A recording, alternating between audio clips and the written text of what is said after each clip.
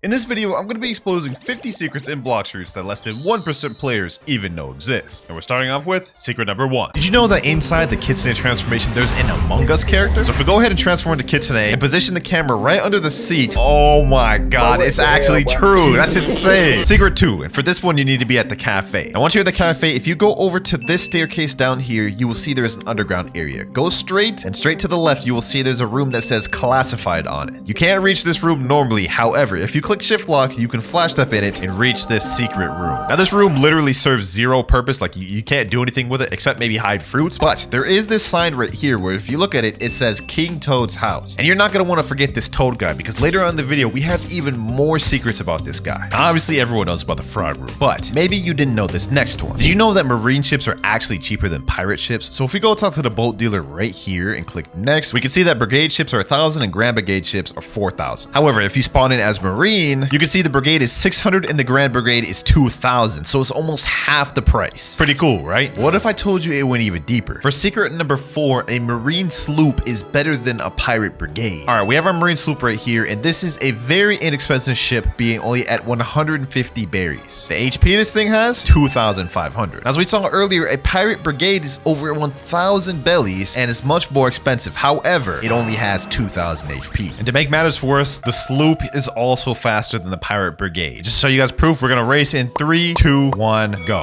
Okay, we're both going right now. You guys can see the sloop is ahead by quite a bit. Look at this, look at this. It's slowly just pulling ahead. Kind of sad for the pirates, man. Kind of sad for the pirates. Secret 5 is gonna be in the middle town. If you go over to the left side of the middle town, you will find there is a secret room. And if you go inside it, we'll find some interesting things. First, we have an aura editor. On the left, we have this robot mega NPC, which can help you upgrade your dark blade to V2. But most importantly, we have this poster here, Wenlock Toad. I told you guys to remember his name. And then there's also this random letter wishing Wenlock Toad a happy new year. And just like I said before, don't forget Wenlock Toad because we still have much more secrets to unfold about him later on in the video. Secret 6, if you go up to Skylands and go to this building with the little clock on it, go inside and look up, you will see there is a code that says FUD10. The kicker though is if you try to use this code, it literally gives you only 1 belly. So it's just a troll code. Secret 7, we have at the desert. Once you spawn at the desert, you will see this pyramid and there's going to be a chest conspicuously placed right here. Most players just ignore this, but if you go get it, you'll see there's a hole that leads to an NPC. Go down this little maze here and it will lead to this guy named Hassan. Now Hassan sells an accessory, which albeit is a terrible accessory, but it is pretty interesting nonetheless. Now you're probably thinking, I know all these secrets, but trust me, you're going to want to stick around because for the last secret, I guarantee you haven't seen. Next up though, did you know the character on the pirate menu in Blox routes used to be completely different? Instead, years ago, the character that used to be on that menu used to be Buggy the Clown, as you guys can see right here. Obviously, this had to be changed due to copyright reasons, but I will say Buggy the Clown looked way better in that spot. Secret 9, if you go over to Upper Skypia, go over to the pyramid here and go under, there will be a secret area you can go inside with a false wall, which you can destroy, and inside, you guys can see, there will be chests, which you can farm to get money. Each of these chests give anywhere between I think 500 to over 1,000 belly each, so it's pretty good for farming if you're in first seed. I know for a fact all of y'all know that last secret, but maybe you didn't know this one. Did you know that there is a secret NPC behind the factory raid? If you go up to it, go up to the top in these little ridges right here, there will be a secret NPC right about here. Yup,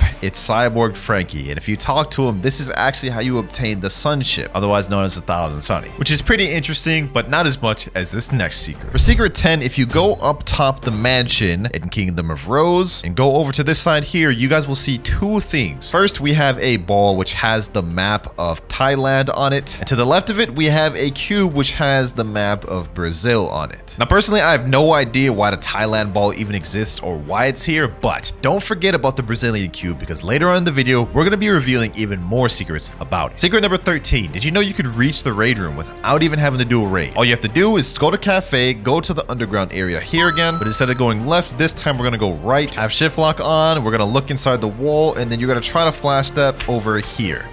There we go. We're now outside of the room and we're under the map in Second C. Now, all you have to do to reach the raid room is go to this building over here. And try not to drown if you're a devil fruit user because you will die. All right, we're over here. And now, as you guys can see, we have the Iglesia de Prophet, which is the raid room. Just to prove it, we can look inside. You guys can see it is indeed the raid room. That right there in the corner is the raid NPC. Now, once you flash step inside the room, you actually can't do anything with it. If you try talking to the guide, you won't be able to awaken your fruit. But it's still cool. You can go in here. And next, we have the last of the most known secrets of the video. From here on, the secrets are going to get better and better. But for secret 14, if you go over to Great Tree, there's actually a secret area in Great Tree. Now, chances are you've discovered this by accident, but if you go over to this area here, you guys can see there's a crack in the floor. If you just walk in it, you will fall through, and now you are under the map in Blox fruits. Pretty cool hiding spot, which you can hide fruits in, or, you know, battle out, do whatever you want, really. And there's even a cool area where you can stand on thin air. You guys can see right here, I'm standing on nothing. Now we're going to start getting to some of the decently known secrets where some players may know them, but also a lot of players won't. So you remember in Second C, we had the Brazilian cube and the Thailand bowl, right? Well, if you go to Floating Turtle Mansion and go behind it, straight by this windmill, you guys will see there is a Vietnamese cone. Now, I have no idea what this does. I'm pretty sure it serves no purpose, but the Blox Fruits devs have something weird going on with putting random countries' flags on objects. While we're at the Turtle Mansion, for secret number 16, we actually have some hidden messages on the chess tables. If you look really closely, you can see on the side of the chess table, it says Chad is the king of Blox Fruits. Now, I have absolutely no idea what this means, but interestingly enough, this is on every trade table in the game. You guys can see it's also on this one here, and if we go to Second C, you guys can see it's also on the trade tables here. While we're at the cafe, let's get into secret number 17. Now, obviously, cafe is one of the few places that has a safe zone in Second C. Well, you'd be wrong, because there's actually an area in cafe where there is no safe zone. In fact, it's right at the top of this pillar right here. If you go to the top of this pillar and stand right over here, you guys can see the safe zone text disappeared, meaning I could be attacked. But that's not it, boys. It goes even deeper, because for secret number 18, this is also true for the mansion. As you can see, all of this is supposed to be a safe zone. However, just like cafe, if you go into the upper corner, the safe zone text disappears. So you are now dangerous in this corner. And this applies to not only that corner, but this corner, as well as this corner. Do with that information what you will, boys, but I think that is an interesting secret. Now, we all know about the rocket fruit and how it replaced the kilo fruit, right? But I bet you didn't know that the kilo fruit is still in the game. Well,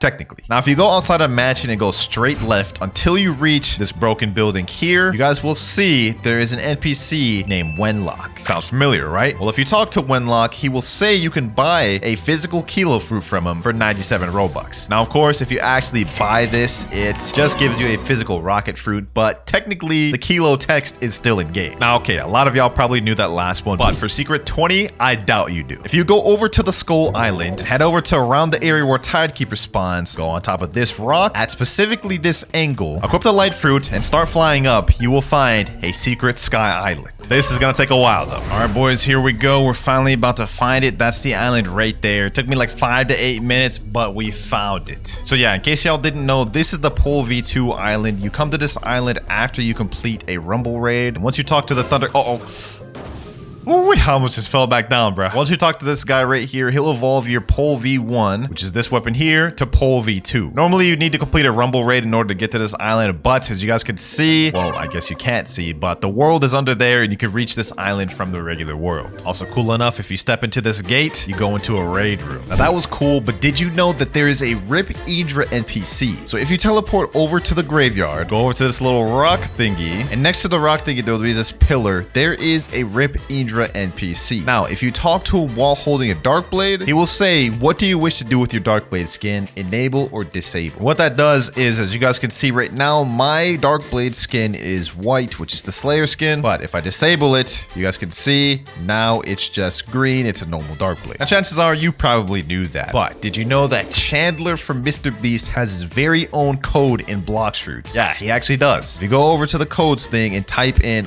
all caps, Chandler, you guys will redeem it and you'll get 0 belly. This is another troll code that the devs thought would be funny, but nevertheless, it is still interesting that Chandler from Mr. Beast got his own cameo in Blox Fruits. And I think he's got his own title too, but don't quote me on that. Secret 23. Y'all remember the cursed ship, right? Well, what if I told you you can reach the cursed ship without actually going to the cursed ship? Let me explain. So if you go to dock 2, which is where you spawn in Second C, and go to this dock and look straight forward, you can almost see a island out over there. Now, if you go spawn a boat, which I'm gonna spawn the Sentinel and just sail straight ahead, you guys will see what we'll run into.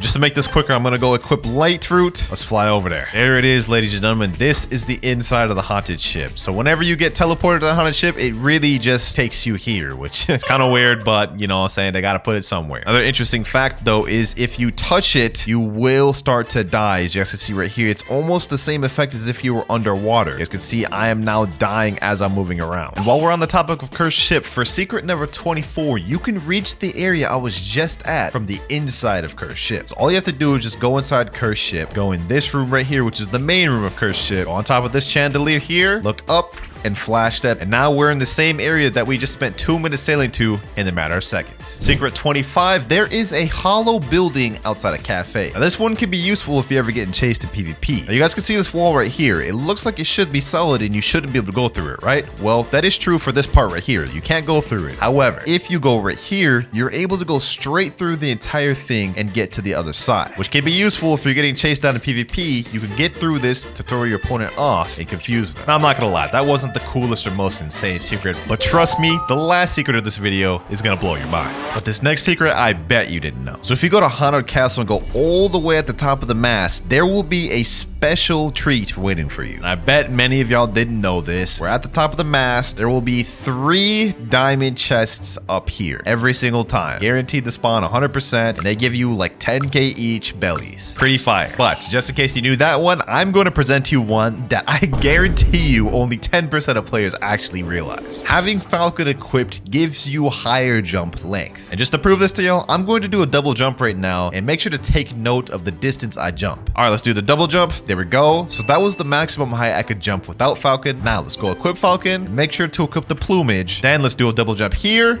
And you guys can see it's almost double the length of the other jump without Falcon. I highly doubt any of y'all knew that. For this next secret, we're gonna need to go to Hydra Town. So in Hydra Town, similar to Cafe, there is a hollow building here. Now normally with the buildings, you shouldn't be able to go through them, but this building here is completely hollow. You could just straight up walk through it. I have no idea why it's like this or if they're ever going to fix it, but you can definitely use this to hide, confuse players, or troll them. And while we're on the Hydra Island, for secret number 29, there is a special secret area at the waterfall. And no, I'm not talking about through that gate. Literally everybody knows this because you have to go through here to get Cursed Dual Katana. But instead of going over there, if you go over here to this part of the waterfall, jump up over here, there will be a little crack you can go through. And if you continue going through this, you are now under the map in 3rd sea. Like, this is actually sick, boys. Like, you can see how everything is. And where this area here, the bottom of the great tree, there's a special boss that you can fight. Beautiful pirate domain. Y'all boys see it here. And if you time it correctly, you can even teleport inside of it and fight the boss. Have you ever accidentally eaten a fruit, resetting your good fruit? Well, for secret 30, I bet you didn't know that you can actually avoid that fruit you accidentally ate being activated. So for example, let's say you have a kitsune that you don't want to get rid of, and for some odd reason you accidentally ate a rocket fruit. Well, if you leave the game before you actually finish the eating animation, the rocket fruit will never activate. So you guys can see we were eating it. Let's see if it reset my kitsune. All right, we're joining back now, and yep, we are still kitsune. So if y'all ever accidentally eat a fruit, make sure to leave as quickly as possible to avoid resetting the fruit you actually want to keep. And while we're on the top of kitsune, for secret number 31, kitsune actually has 2 M1 variations. So obviously we already know the regular kitsune M1. You got 5 M1s, which ends in a down slam. Pay attention to that. On the 5th M1, it slams them to the ground. However, did you know that if you're in the air, it gives a different variant? When you're in the air on the last M1, instead of doing a down slam, it does a kick. See the difference between the down slam versus the kick. Now, secret 32 is not as useful to know as that, but it's still pretty cool. So you remember the fight between King Redhead and Rip Idra that you had to watch in order to get to 3rd sea? Well, you can watch that cinematic scene again for some reason. All you've got to do is go to Sea Castle, talk to this person here, Aaron, say, let me see, and then you can watch the full cinematic again, which I don't know why you would want to. It was it was actually kind of boring. And speaking of Rip Idra, for secret number 33, did you know that you can actually reach the island to fight him on without having to be teleported to it? All right, now to find this island, first thing you got to do is teleport to lava. Then I'm going to equip the light fruit. We're going to go to the top of this factory raid, and we're going to look over about to the left of this area right about here. And what you're going to do once you get to the top of this is you're going to look straight ahead here, and then you just fly. I'm going to go a little bit more left right around here. That should be good.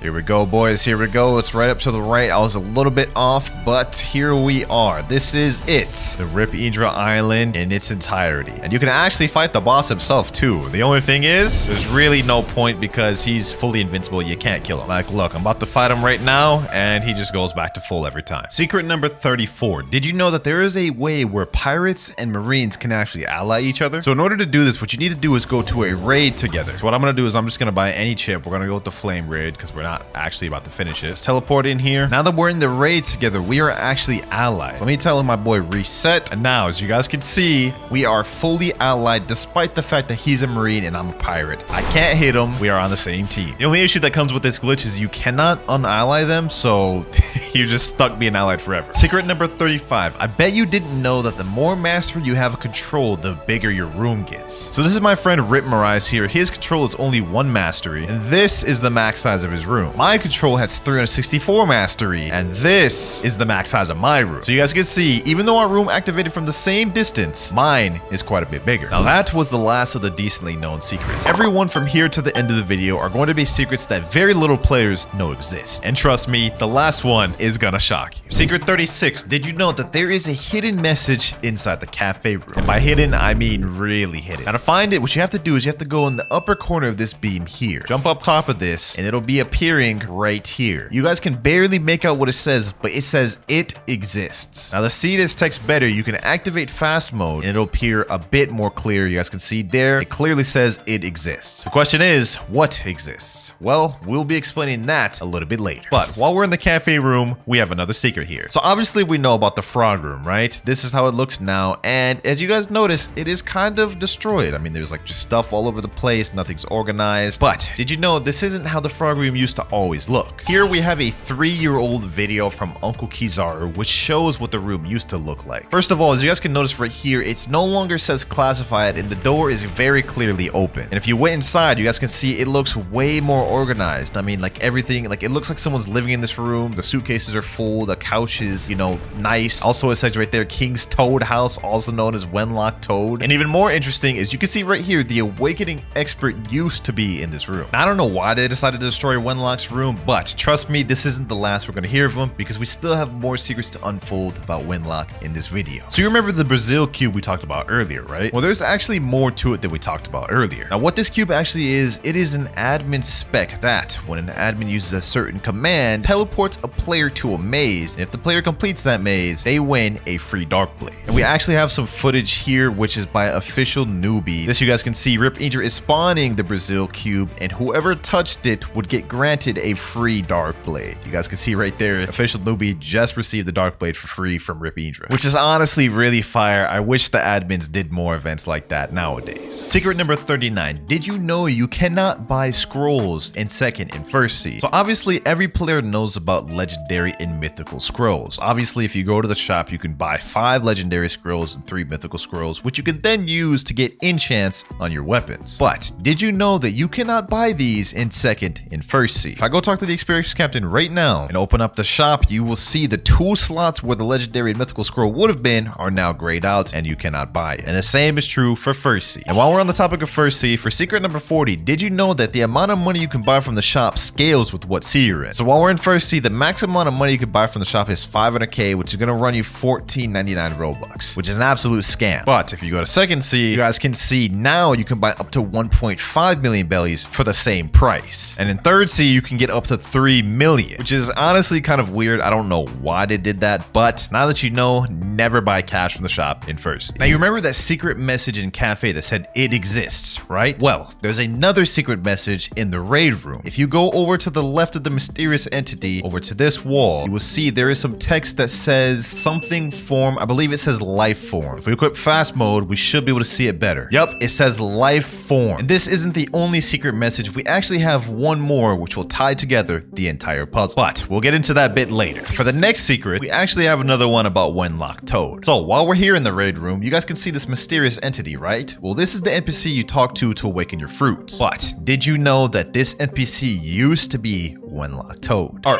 my bad, Wenlock Toad over heaven. Yes, it is true. This NPC used to be Wenlock, but he was removed and replaced by this boring guy right here. Secret number 43. Did you know that you can reach the Awakening Temple of Time without even having to go to the Great Tree? So as you guys can see, I'm in a random area in Danger Zone 4, right in 3rd Sea. Now, if you guys look up, you guys can see that little island in the air right there is the Temple of Time. All you've got to do is just use light or whatever sort of mobility fruit you want and fly up to it.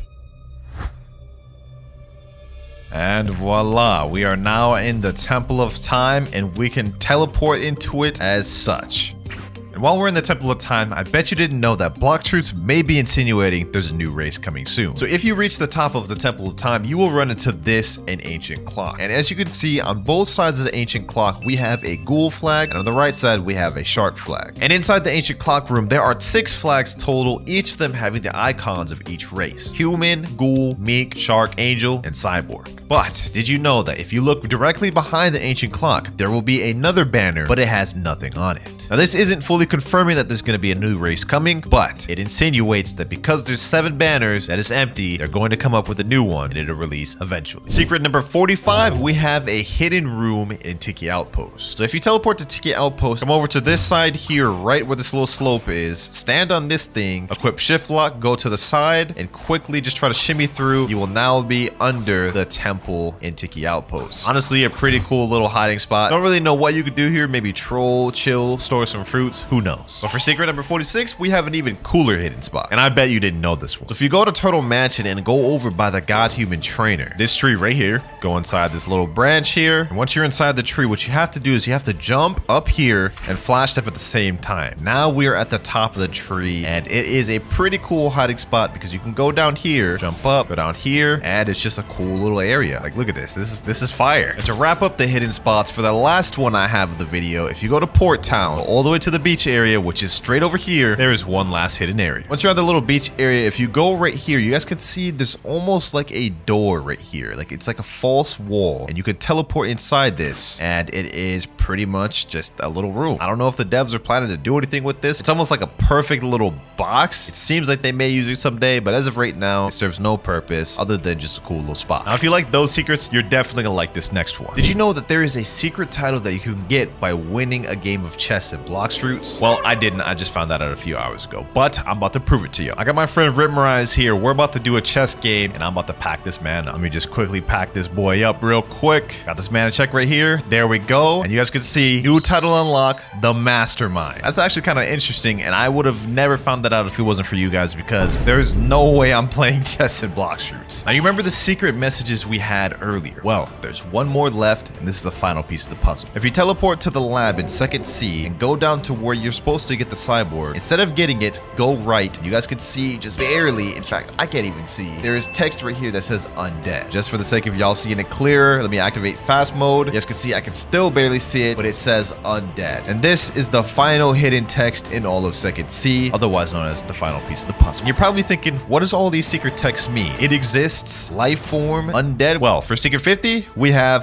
Darkblade V3. And I know what y'all are thinking. Everyone knows about Darkblade V3. What's special about this secret? Well, did you know that all 3 of these special texts actually ties into the lore and instructions of how to obtain Darkblade V3? First hidden text, it exists, is proving the existence of the Slayer skin, otherwise known as Darkblade V3, because a lot of players doubted it did. The second text, life form, is insinuating that players must evolve to a greater life form, otherwise known as getting all the races to V3. And last but not least, the final text, undead, is a direct hint of how to obtain Darkblade V3. As you guys know, if you go to the graveyard and go to the side of it, there will be this wall with a button right here. And what is on the graveyard? Zombie NPCs, otherwise known as undead. Pretty dope lore, huh? Now for Secret 51, if you go over to the Kingdom of Rose and go in this area here, you guys can see we have the Arrow NPC, otherwise known as the V3 NPC. Now, did you know that there is a hidden room behind him? If you go over to this wall here, activate shift lock, and teleport in here, you guys will see we are now under the Kingdom of Rose tree, and it's a pretty cool hide spot. And while we're already at Arrow's place for secret number 52, did you know that Arrow didn't used to always be the V3 Awakening NPC? Can you guess who it used to be? Well, if you guessed Wenlock Toad, you'd be correct. A few years back, Wenlock Toad used to be the person you talked to awaken your race. And as you guys can see in the footage here, there he is. Right there, the man himself, Wenlock Toad. Unfortunately, though, he was later removed and obviously replaced by the Arrow NPC, similar to the the awakening one earlier that was replaced by the mysterious entity. But the question is, why was Wenlock Toad removed from the game? First, it was his room under Cafe that's completely destroyed now. Wenlock also used to be the awakening NPC, which also got removed. And as we just went over, he used to also be the V3 NPC, which obviously got removed. The answer to all these questions lies in secret number 53. If you teleport over to the graveyard, on one of the tombstones, there's a secret message. Wenlock,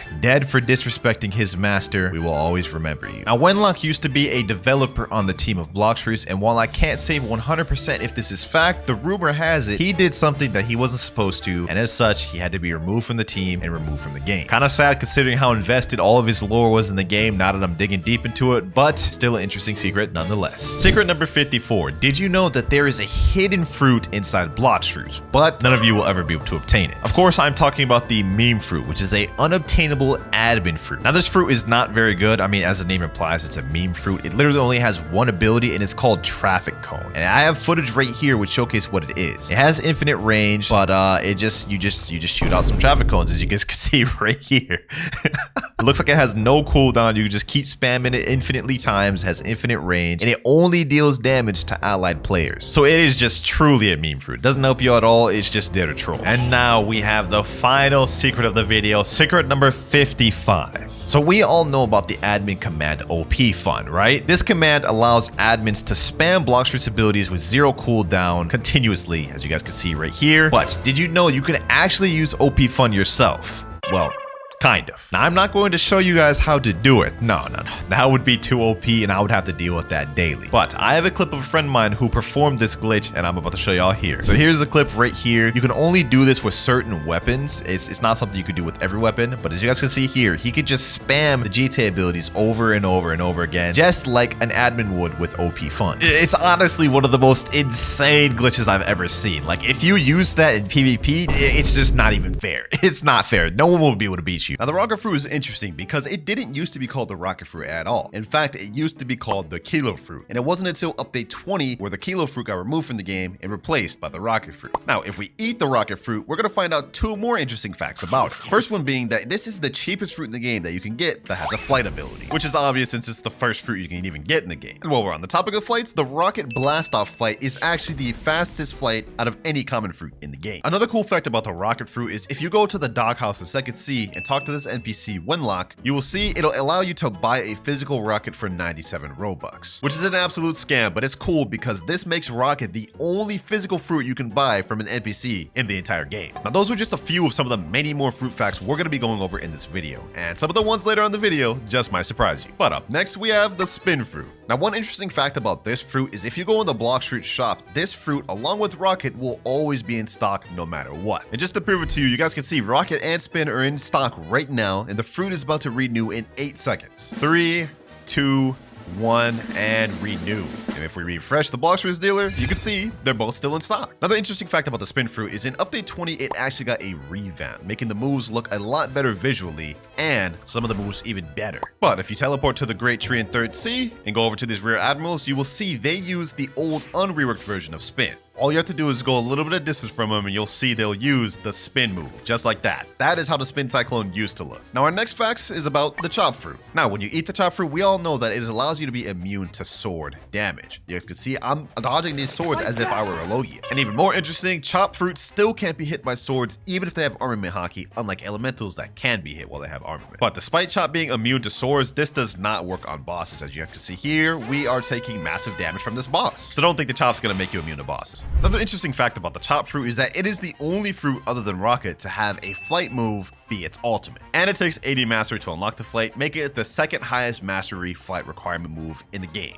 And now we move on to this fruit. And there's not really much interesting about this fruit other than it can go faster than light. Now, if you eat the spring fruit, you can see we have a move called Spring Leap. And on its own, this move doesn't give you much mobility. What makes it interesting though is it can bounce off objects and in the right scenarios, bounce infinitely. For in the case of this bridge, you guys can see if you angle it right on this bottom wall, Spring Leap will propel you as much as we have walls to propel off of. And the time it takes me to get through this bridge is actually faster than a light fruit could get through there. So yeah, in the right scenario, Spring is actually one of the fastest fruits in the game. Now, the next facts are about none other than the bomb fruit. Now, the interesting thing about the bomb fruit is that this fruit has been in the game since it came out in update 1. And on top of that, it also used to to be the worst fruit in the game. Nowadays, we recognize fruits like Rocket, Spin, Chop, and Spring as the worst, but these didn't used to exist at all in Update 1, and it used to be the bomb fruit at bottom. And speaking of fruits that have been in the game since it released, we have next up the Smoke fruit. This also released in Update 1 alongside Brom. But unlike Bomb, Smoke was considered not that bad of a fruit back then. Another interesting fact about Smoke is it is the lowest value elemental you can get your hands on in the game, being only valued at 100,000 belly. This fruit is one of two of the only elemental fruits in the game that doesn't have an awakening. And we'll get into more of the other fruit later, but for now, we're moving on to the Spike fruit. Now, there's not really anything interesting about this fruit in particular, other than that it's known as the Walmart version of Dough fruit, because if you eat it, you guys can see it shares somewhat of a similarity to Dough abilities, specifically with the spiky ball. And the only other interesting fact I can find is that back in Update 17.3, Spike used to only have two moves, which were Z, Rush, and X spiky ball. So despite how bad Spike is right now, there were times where this used to be even worse. That was the end of the common rarity. Now we're moving up to the uncommon rarity, starting with Flame. And there are a few interesting facts about the Flame fruit, like how this was the first fruit in the game to receive an awakening. Back in Update 11, which released on July 10th, 2020, Flame, Ice, and Quake all got an awakenings, making these three the first ones of the game. Flame fruit is also only valued at 250,000 belly, which makes this the cheapest fruit with awakening that you can obtain in the game.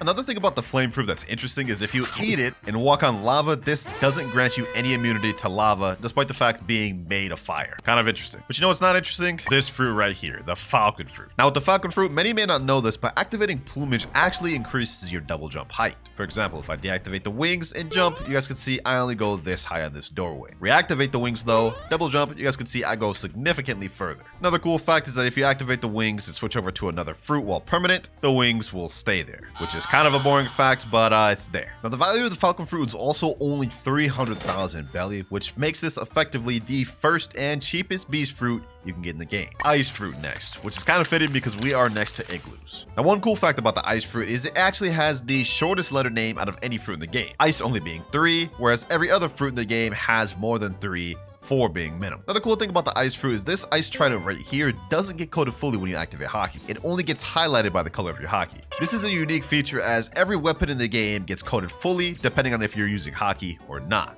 Now you guys probably knew these two, but I guarantee you this next one, some of you may not know. This is the sand fruit, and it is one of the only fruits in the game that has a natural weakness passive. So if you were to eat the sand fruit and take a dip in the water, you will die twice as fast to water damage than any other devil fruit in the game. Now a good amount of you probably knew that, but I guarantee you didn't know this one. Desert Blade, when it awakened, increases range depending on the mastery you have for sand. And this is also true for Sand Coffin. The higher mastery you have, the longer range they go. So for all you sand mains, I recommend getting your thing to 600 mastery.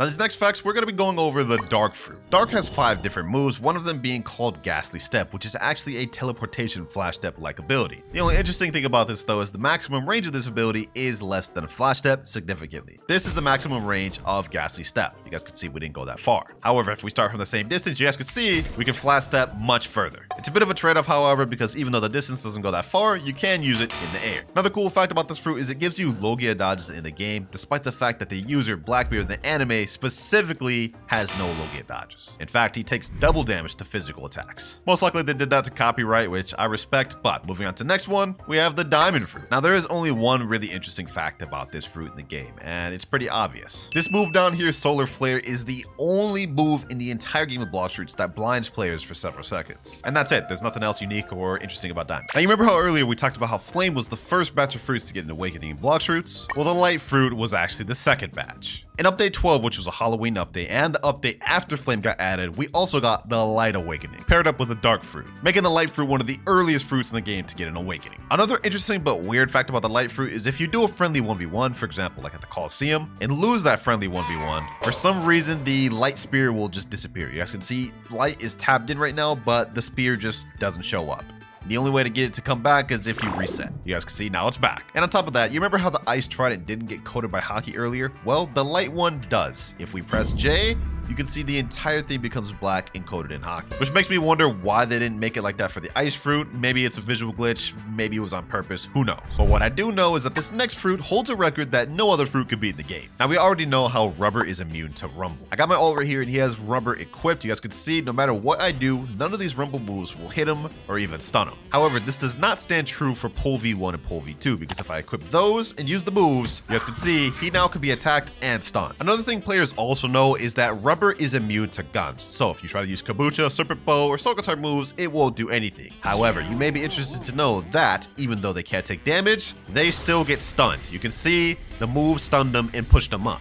So even though they don't get damage from Soul Guitar, you can still use the stun to start a combo. Now you may have knew all those facts about rubber, but I guarantee you some of you didn't know this. If you equip the electric fighting style and try to use moves on rubber, it's completely immune to this fighting style. However, despite the fact that it's immune to electric, it is not immune to electric claw. Now as for that record I talked about earlier, rubber in the game holds the record for the most immunities out of any fruit in the game, and I don't think any other fruit will end up beating that. And the last interesting fact about rubber is the only fruit in the game to have an M1 before you even have any moves at all. You guys can see my mastery is only 1 mastery on rubber. We have no moves, but we have an M1. It's the only fruit to be able to do that. So we actually had a lot of facts with the rubber fruit, but I'll tell you what, this next one doesn't. The barrier fruit. Nothing really interesting about this fruit. I couldn't even find any interesting or unique facts about it other than one. Barrier wall doesn't block any moves whatsoever. So if we throw that move out, walk up to it like this, go on my alt account and throw a move out, you guys can see we still get hit by the move. The wall doesn't do anything. Moves just go straight through it. Now, unlike barrier, the ghost fruit actually has some interesting facts. For starters, this didn't used to be called the ghost fruit at all. In fact, a few updates ago, this used to be called the revived fruit. This fruit completely replaced the revived fruit, though, getting a brand new rework, completely new movesets, and even a change in rarity. The ghost fruit we know now is worth 940,000 belly and is in the rare category. However, the old revived fruit used to be 550,000 belly and used to be an uncommon, which actually makes this one of the very few fruits in the game to actually get a rarity increase. Next up though, we have the magma fruit. This fruit holds the title for highest damage dealing fruit in the game. However, what if I told you that that wasn't true and that a fruit exists that deals even more damage than the magma fruit, which we'll get more into later, but we still have some more interesting facts about the magma fruit. One of which being that the flight move of magma Beast Ride can't actually be interrupted. And just to prove this to you guys, I'm gonna go attack this boss right here, get him aggroed to me, then I'm gonna activate Beast Ride, and any amount of damage this guy does to me will not deactivate my Beast Ride. Look at this. He just hit me with that move that should have stunned me and deactivated it, but it doesn't. And with that, we are now done with the rare category of fruits. We're moving on to the legendary category. And our next fruit, Quake, actually has some interesting facts about it. So the first one, which is the most obvious, is that the final awakened move of Quake, Quake, holds the record for largest AoE move in the entire game of Blox fruits. If you use it, you guys can see right here, it actually has a really large AoE, covering the most ground out of any move in the game. Look at this. This is insane. All that damage we're hitting right there is from hitting all the NPCs on this entire island. Another interesting thing about Quake is that Quake holds the record for least awakening moves out of any fruit in the game, being at only 4 total awakening moves, while every other fruit at minimum has at least 5. And while we're still on the topic of awakening, Quake also holds another awakening record. Despite having the least moves to actually awaken, Quake is actually one of the most expensive fruits to awaken in the game, especially Quake, as to awaken Quake, this costs you 8,000 fragments, making this the single most expensive move to awaken in the game. The Buddha fruit. One fruit many of us consider to be absolutely broken in the game, but I bet you didn't know that it used to be even more broken than it is right now. So obviously Buddha's most commonly used move is this shift ability, and when you press this, you obviously become a big Buddha, increasing your hitbox and damage for swords and M1s. But I bet you didn't know that shift many updates ago used to do an extra feature. According to the wiki here, this fruit used to grant the user twice their HP during transformation. So for those of you that think the Buddha fruit broken now, imagine having to deal with a Buddha that has 26,000 HP. I would not want to be playing during those days. Another interesting fact about Buddha is if you hold out a fruit while in transform state and start jumping, you will actually get a speed boost. I don't know why it does this, but if you go fast enough, that game's anti-cheat starts kicking in and pushes you back. So be careful with that glitch, you might get banned. Now that we're done with Buddha, next up we have the love fruit. And there's not really that many interesting facts about this one, other than it is the only fruit to allow you to summon someone from your friends list. And of course, I'm talking about the best of friendo move. Obviously, if you use it, it'll summon some random person from your friends list. Like this guy right here, this avatar, this is someone from my friends list. Now, many may think the Ghost Ultimate Ghostbusters does the same thing, but in fact, it's not. With Ghostbusters, you summon 2 of you. So you automatically summon 2 of the same people of you, whereas Best of Friendo summons someone random from your friends list. And the last really interesting thing about love is that Cupid Zone attack has infinite range. And just to show y'all, this to demonstrate you guys, I'm gonna go a really far distance away from this NPC. You guys can see right here, no move would have been able to really hit from this distance. However, if I fully charge Cupid Zone, throw it over there, you guys can see it completely goes over that area, and I even got damage hit markers on it. And that was just one example. You could really take this extreme and go really far, but the only thing is you have to have good aim for that. But the last interesting fact about the love fruit is that the Flamingo Ride is the only flight in the game that can glitch an NPC and not despawn. So I just took this female islander with me, and even after I get to the despawn distance of her spawn, she won't despawn. I could take her to Portland if I wanted to. And you could use this to actually permanently glitch NPCs and make it to where people can't farm. So do with that information what you will, but I thought that was an interesting fact. Now the Buddha fruit may have had some interesting facts, but the spider, not so much. The only real interesting thing about the spider fruit is that there is actually a V2.5 version, and it is used by the Don Swan boss. Now this boss has a second phase where when you get him low health, he actually somewhat awakens, and when he awakens, he gets access to a version of spider that's not really in the game. Now when he's in the stage, he has this ability right here, which is kind of like Heavenly Punishment, but more so an upgraded version of the ultimate from V1. Like this does not look like the V1 or the V2 version. And he also has another strange ability in this form, which is not present in both V2 or V1, and it's that ability right there. Some sort of random silk prison that's like a different type of silk prison. I don't know. This unique version of Spider is only accessible to this boss and not actually playable in the game. And yeah, that's it for Spider. Couldn't find any other facts. But our next facts are going to be about the sound fruit. Many people think this fruit is based off of Utah's from One Piece, but that is not true. While it may share similarities, this was a fan-made fruit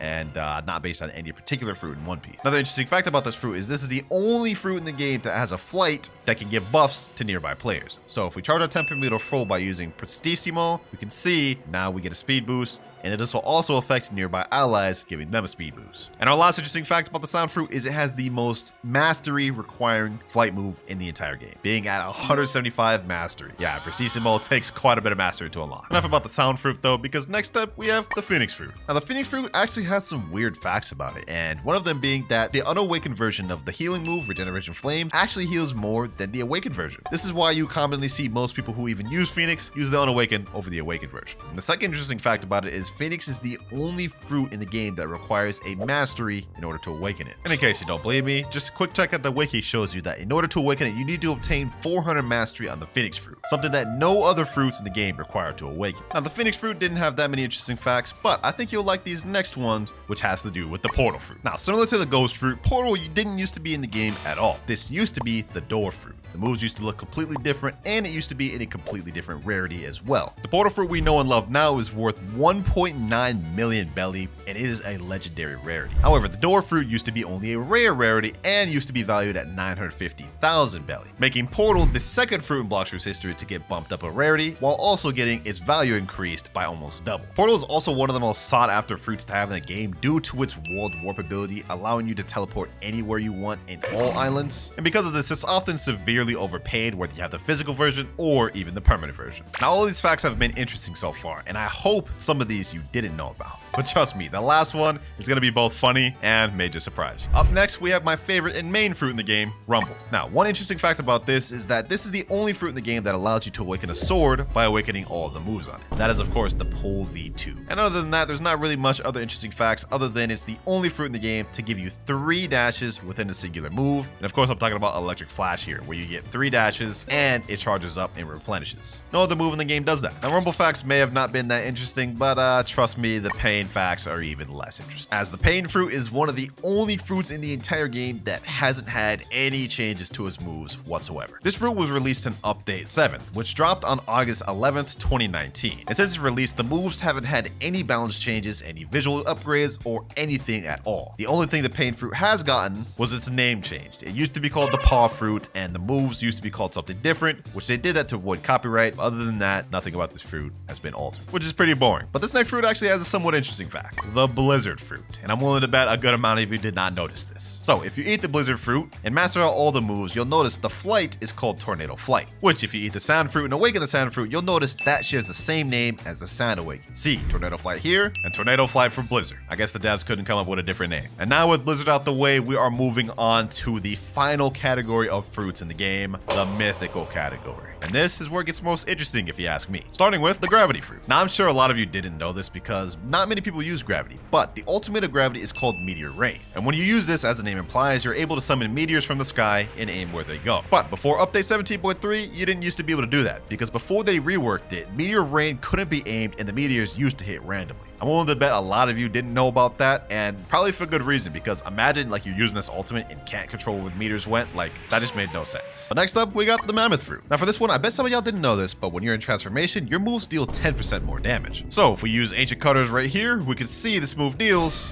3,026 damage. However, while in transformation, that same move deals 3,531 now. Alongside that, Mammoth is the only fruit in the game to share the same belly value as another fruit. As we know, Mammoth is worth 2.7 million belly, which is the same value as T-Rex. Kinda interesting, right? Mammoth also has another interesting glitch where if you pull out the smoke fruit, transform and instantly pull out the smoke fruit before your transformation finishes, you guys will see you go invisible. And people use this glitch to troll a lot of people. I personally do all the time. It's kind of fun. To deactivate it, all you gotta do is transform again normally, and you'll be visible once again. And now for the T-Rex fruit. Not really much interesting facts about this one other than one, it's the most recent fruit added to the game. This was the last update we've gotten on Blox fruits. And two, many of y'all probably haven't known this, but the T-Rex fruit has been nominated to be added to the game since update 7. And if you don't believe me, go to the wiki, look at T-Rex, and you can see the trivia. It shows this fruit was nominated to be added to the game since update 7. And if you look at it, update 7 came out on August 11th, 2019. So this fruit was destined to be added to the game from the start. Even more interesting though, next up we have the dough fruit, which actually has a surprisingly amount of facts about it. First one being that it is tied with Phoenix for the most expensive fruit to awaken in the game, costing 18,500 fragments. Second one being that it is the only elemental mythical fruit in the entire game. And just to prove it to you, Gravity is a natural, Mammoth is a beast, T-Rex beast, Shadow natural, natural, natural, natural, beast, beast, and Kitsune beast. But the interesting thing about that is even though it's an elemental fruit in the game, this is not how the fruit is at all in the anime. Because in the anime, they specifically specify that the dough fruit is a paramecia. Another cool thing about the dough fruit is every move correlates with your hockey color. So if I activate hockey, you guys can see I have red hockey, and if you hold the move, you can see the red hockey is coded around my dough move. And the last interesting fact about dough is this is the only fruit in the game that has a move that changes depending on whether you're in the air or the ground. And that is Pastry River. Obviously, if you stand on the ground, it does this, and when you use it in the air, it does this. So yeah, dough is the only fruit in the game that has two variants within one move. But enough of dough, because now we're moving on to the Shadow fruit. And while there are not much interesting things about Shadow, there is one, and that is Nightmare Leech. What this move does is when you use it, it takes the enemy's HP and replenishes it with your own, making this the only fruit move in the game that has a life leech type ability. Now this next fruit is gonna have some facts that I know are gonna surprise some of you, and that is the Venom fruit. Let me just say, some of these facts even shocked me. First fact being that when you're low health, the Serpent's Wrath flight of Venom makes you go faster. So this is how the flight looks right now. It's relatively slow, but also decent speed. If I get myself low though, and even dang near close to death, you can see the flight goes significantly faster, especially if you aim it up. Look at this. Look at the distance we're going right now. And I'll guarantee you all of you knew that fact. I mean, that's just common knowledge right there. But chances are you didn't know that transforming into full form makes you immune to lava damage. Like, look at this. We're literally standing on lava right now, taking no damage whatsoever. In fact, we're healing. Another interesting fact about the Venom is the Toxic Fog move is the second largest AoE ability in the entire game. Obviously, Quick Waves being the first, but this is the second. And now for the big fact, the one that shocked even me.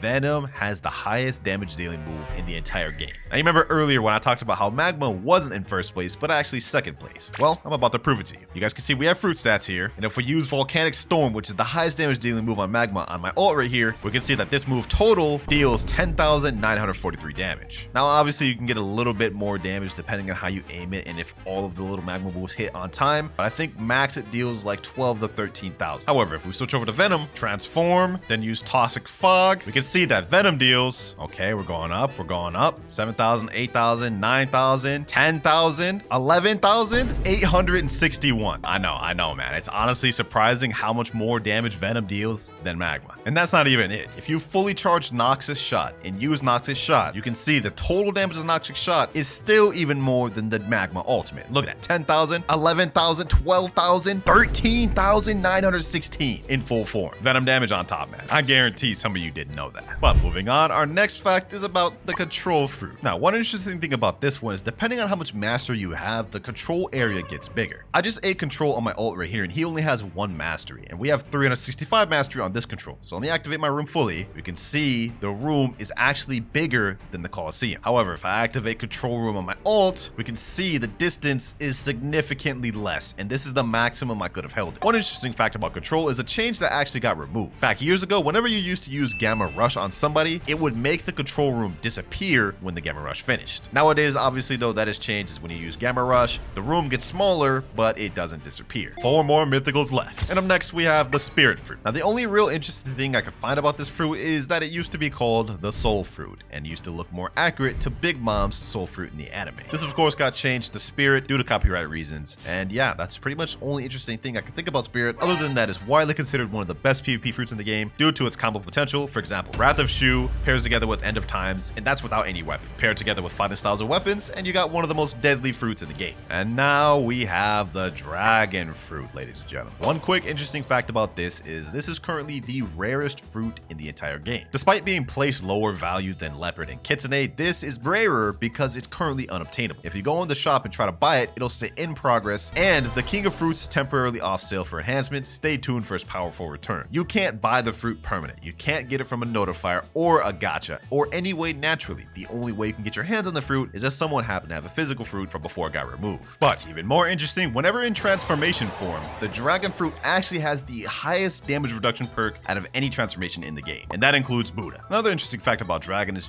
the only fruit in the entire game that can change colors based on when you transform. And that obviously depends on the master you have for the fruit, but as you guys can see, these rings right here determine the color that your dragon can go to, making this the only fruit in the game to be able to do that. Like you guys can see right now, I'm blue, but if I de-transform and use some of my moves, now I'm purple. Now for the second to last fruit in the game, we have the Leopard Fruit. Added in Update 17 Part 3, the Leopard Fruit is one of the strongest fruits in the game, and obviously with that comes some interesting facts. First one being, after using the After Image Assault move while in transformation, you gain a little bit of a speed boost. You guys can see we have this fire ore around us, and now we go, I think, like 25 to 50% faster shortly. Another interesting fact that people don't know, upon transformation, there is actually a hitbox that does a little bit of stun and knockback. You guys can see there, we dealt 2,543 damage just for transforming. And those two were probably the most interesting facts I could find about Leopard. Kind of boring, but trust me, this last one is gonna be funny, because now we're moving on to the final fruit of the video, Kitsune. Now, many people believe that the Kitsune fruit in Blox fruits is based off of Yamato's fruit from One Piece, but this couldn't be further from the truth, because if you look at the wiki, you can see that this fruit is the second fan-made fruit ever added to the game, with the first one being Sound, and the original concept was made by a guy named Kuzuru K on Twitter, and it only got added to the game because it won an art contest, which I'm sure many of you knew, but I guarantee a lot of you didn't know this last fact. So obviously, whenever you transform a Kitsune, you have something called tails, and obviously the more damage you deal, the more tails you get. And once you get to 3 tails, you can see now we are able to transform. Now we all know this is just how Kitsune works, right? But I bet you didn't know that under the Kitsune seat, there's actually something sus under there. If you look under the seat and angle your camera like this, you will see there is an Among Us character under the Kitsune seat. I have no idea why the devs added this in here, but that's an interesting fact about Kitsune that I bet many of you didn't know. So for the first method, it looks like we're looking at a diamond chest method. He's looking at the jungle right now. Oh yeah, I remember this. This is the one right under the Saber quest line. I wonder how much you get for this one though. I haven't done it in a long time. Let's see. He gets 2,367 for that. Now we gotta try this. So all he did was just teleport to the jungle, go over here, all the way over to this NPC here, go down in the secret area. Let's see how much we get for it with 2 times the money. 2,565. That's actually not that bad. And it's a guaranteed chance to be there. So if we go ahead to server hop, it should be there once again. There we go. This time we only got 2,000 for it. But this is actually a pretty consistent method. I'm not gonna lie. Let's see how much we get after 30 minutes of doing it. And after about 30 minutes of searching these chests, I was able to earn 200,000, which if you do the math is about 400,000 money per hour consistently. And if you compare this to the final method of our video, this is nothing. Next method, fastest way to get 25 million billion first. See, all right, you got my attention. First, it says boss reset. I'm assuming he's just fighting a bunch of boss. Smartest boss is Yeti, gives 10,000. Oh, Yeti gives 10,000? I didn't even know that. Second, sky chest reset. So he's at the upper sky Pia pyramid, and it looks like he's going to the secret area to get the gold. There's 8 gold chests, he said. And then the last method, kill Whitebeard to give a lot of money. Okay, that last method I'm not gonna do because that's a raid boss, but at the very least, we'll check out these 2 methods. First one, he went to snow and he summoned the Yeti boss. So I'm gonna go ahead and buy a boss respawn, and let's see how much we get from this boss. And just to make it better, we're also gonna accept the Yeti quest, which gives us 10,000 per quest. All right, let me go ahead and fight the Yeti. Here we go, and 1 and 1, and we get 21,000. Damn, plus the 10,000 we got from the chest. The only issue is this is not as consistent because while you can server hop, just because you server hop doesn't mean the boss is gonna be there. Just for example, let's say we go to a Texas server and spawn in, you can see the Yeti is not there. So let's see how consistent this next method is. So for this next one, we have to go to Upper Sky Pia, and then it'll be this pyramid you automatically teleport on. And if you go under it, there'll be a secret passageway, which you can break the wall, and inside of it, there will be 8 chests total. Now, I think each one of these gives anywhere between like 500 to 1,000. Like right here, we got 905, 1,048, 890. Oh, this is actually pretty good, bro. Like total, I think we got probably close to 18,000 just off that. We're at 234,000 right now. Let's do a couple more server hops and let's see where we're at. All right, second time rolling through. Let's get it. Let's get it. There we go. All the chests, and we're already at 253,000. Sheesh. This method ended up being so effective. I ended up farming it for an hour and it got me 1.5 million. We are now 1% done with the final goal. We just got to get 99 more million before we're done. But this method ended up actually being pretty good. We started off with 250K and ended up with 1.5 million. So if you do the math, that's 1.2 million per hour, which is not bad. I'm not going to lie, but we need better. Lucky for us though, according to this wiki, the next method we are going to grind is considered to be the best first sea method. How to grind money fast in first sea? Okay, looks like he's at the Marine Fortress. First method is to kill Vice Admiral. Really? Vice Admiral? This is like one of the best first sea methods? You will need to do the Vice Admiral's quest and kill it. Okay. It gives 15K money and it's easy to kill. Oh, 15K money to kill him. That's actually not that bad, bro. That's 30K with 2 times money. And if you have premium, I think you get like 10% more. So it should be like 34K. All right, let's go to Marine Fortress. Hopefully he's here. Yep, there he is right there. All right, so I guess the quest gives 15,000 EXP and I think we get about 1,000 for killing him. Let's go ahead and find out. Boom. 31,500 belly plus 1,000 for killing him. That is actually not bad. And I killed him in 2 moves. Now, submit to the Yeti, this is an issue because every time you server hop, he's not guaranteed to be there. But let's go ahead and server hop and let's see if he's there. There he is right there. We got lucky a second time, boys. All right, say less. We're already almost at 1.6 million money. So you get almost 100,000 for just killing him twice. I can see why this is a lot faster. This is definitely a better method than the other one. I can tell already. And last Vice Admiral there. 21 hours remain. We spent about 2 hours farming this guy, but I would say it was well worth it because we hit $10 million. 10% of the way there, and I must say this was honestly such a fire method. But we got to speed things up because if I don't hit 100 million before the timer runs out, I've got to give away 5 permanent kitsenes. So it's time for the second sea methods, where everything from bosses, chests, and even NPCs gives slightly more money. How to get $10 million a day. Okay, you got my attention. This is a second sea method, our first one. His step says go to Snow Mountain. Okay, go here. What's he doing? What type of method is this going to be? Do Buddha glitch. Oh, is this going to be like an AFK type of method where you just like stand there with an auto clicker? Yep. Okay. I like the way this sounds. It's like 3 a.m. right now anyway, so I could just put this on and then go to sleep. He says enjoy being rich at the end. Hey, I'll be the judge of that. All right, so we got to teleport to snow. Then we got to equip the Buddha fruit. Now he used the fighting style, but I'm going to use a sword just to get extra AoE. And also I'm going to stand right here instead of where he said because I believe this gives me better coverage. All right, it's time to pull out the auto clicker. Let's see if this works. Okay. Oh, I'm hitting both NPCs at the same time. All right, that's not bad. 1,500, 1,800 money per NPC. Now we're at 10 million belly right now while I'm starting this method. And we've currently got 20 hours, 52 minutes remaining. I'm going to let this run while I take a nap. And let's see how much money we get after a few hours. All right, ladies and gentlemen, it's been about 5-6 hours. I took a nap. We got 15 hours, 11 minutes remaining. For the amount of money we gained, it's actually quite disappointing. We're at 10.6 million. We literally gained 600K in like six hours. Crazy part about it is he said in the beginning how to get $10 million a day. But if I only got 600K in like 6 hours, times that by 4, and I would only have 2.4 million for the entire day. That is like the worst method. Even the one in first, he was better than that. Hopefully this next method's better. This guy says save your spawn on cursed ship 100,000 plus in less than 10 minutes. That's already like 10 times better than my current one. So it looks like this is going to be the cursed ship method. I believe there's like a ton of chests that spawn on cursed ship in all these rooms right here. Yeah, there should be a chest in like every room. They're gold chests too, so these actually give a decent amount. This looks like it's actually a solid one. So it looks like he's just going through all the rooms. Is it just these rooms right here? This will get you 17,000 to 20,000 each time you server hop. Ooh, okay, that's not bad. That's not bad. Got all those chests, and if you have 2 times money, I'm pretty sure it's even more maybe. Okay, so he goes on that room. He goes over to the other side of the room. Should be some chests over there behind the couch. Yep. Okay, that's not bad. That's not bad. With me having portal, this should be pretty easy too. Let's go ahead and check. Hopefully the chests are actually there. All right, looks like this chest is actually here. Okay, cool.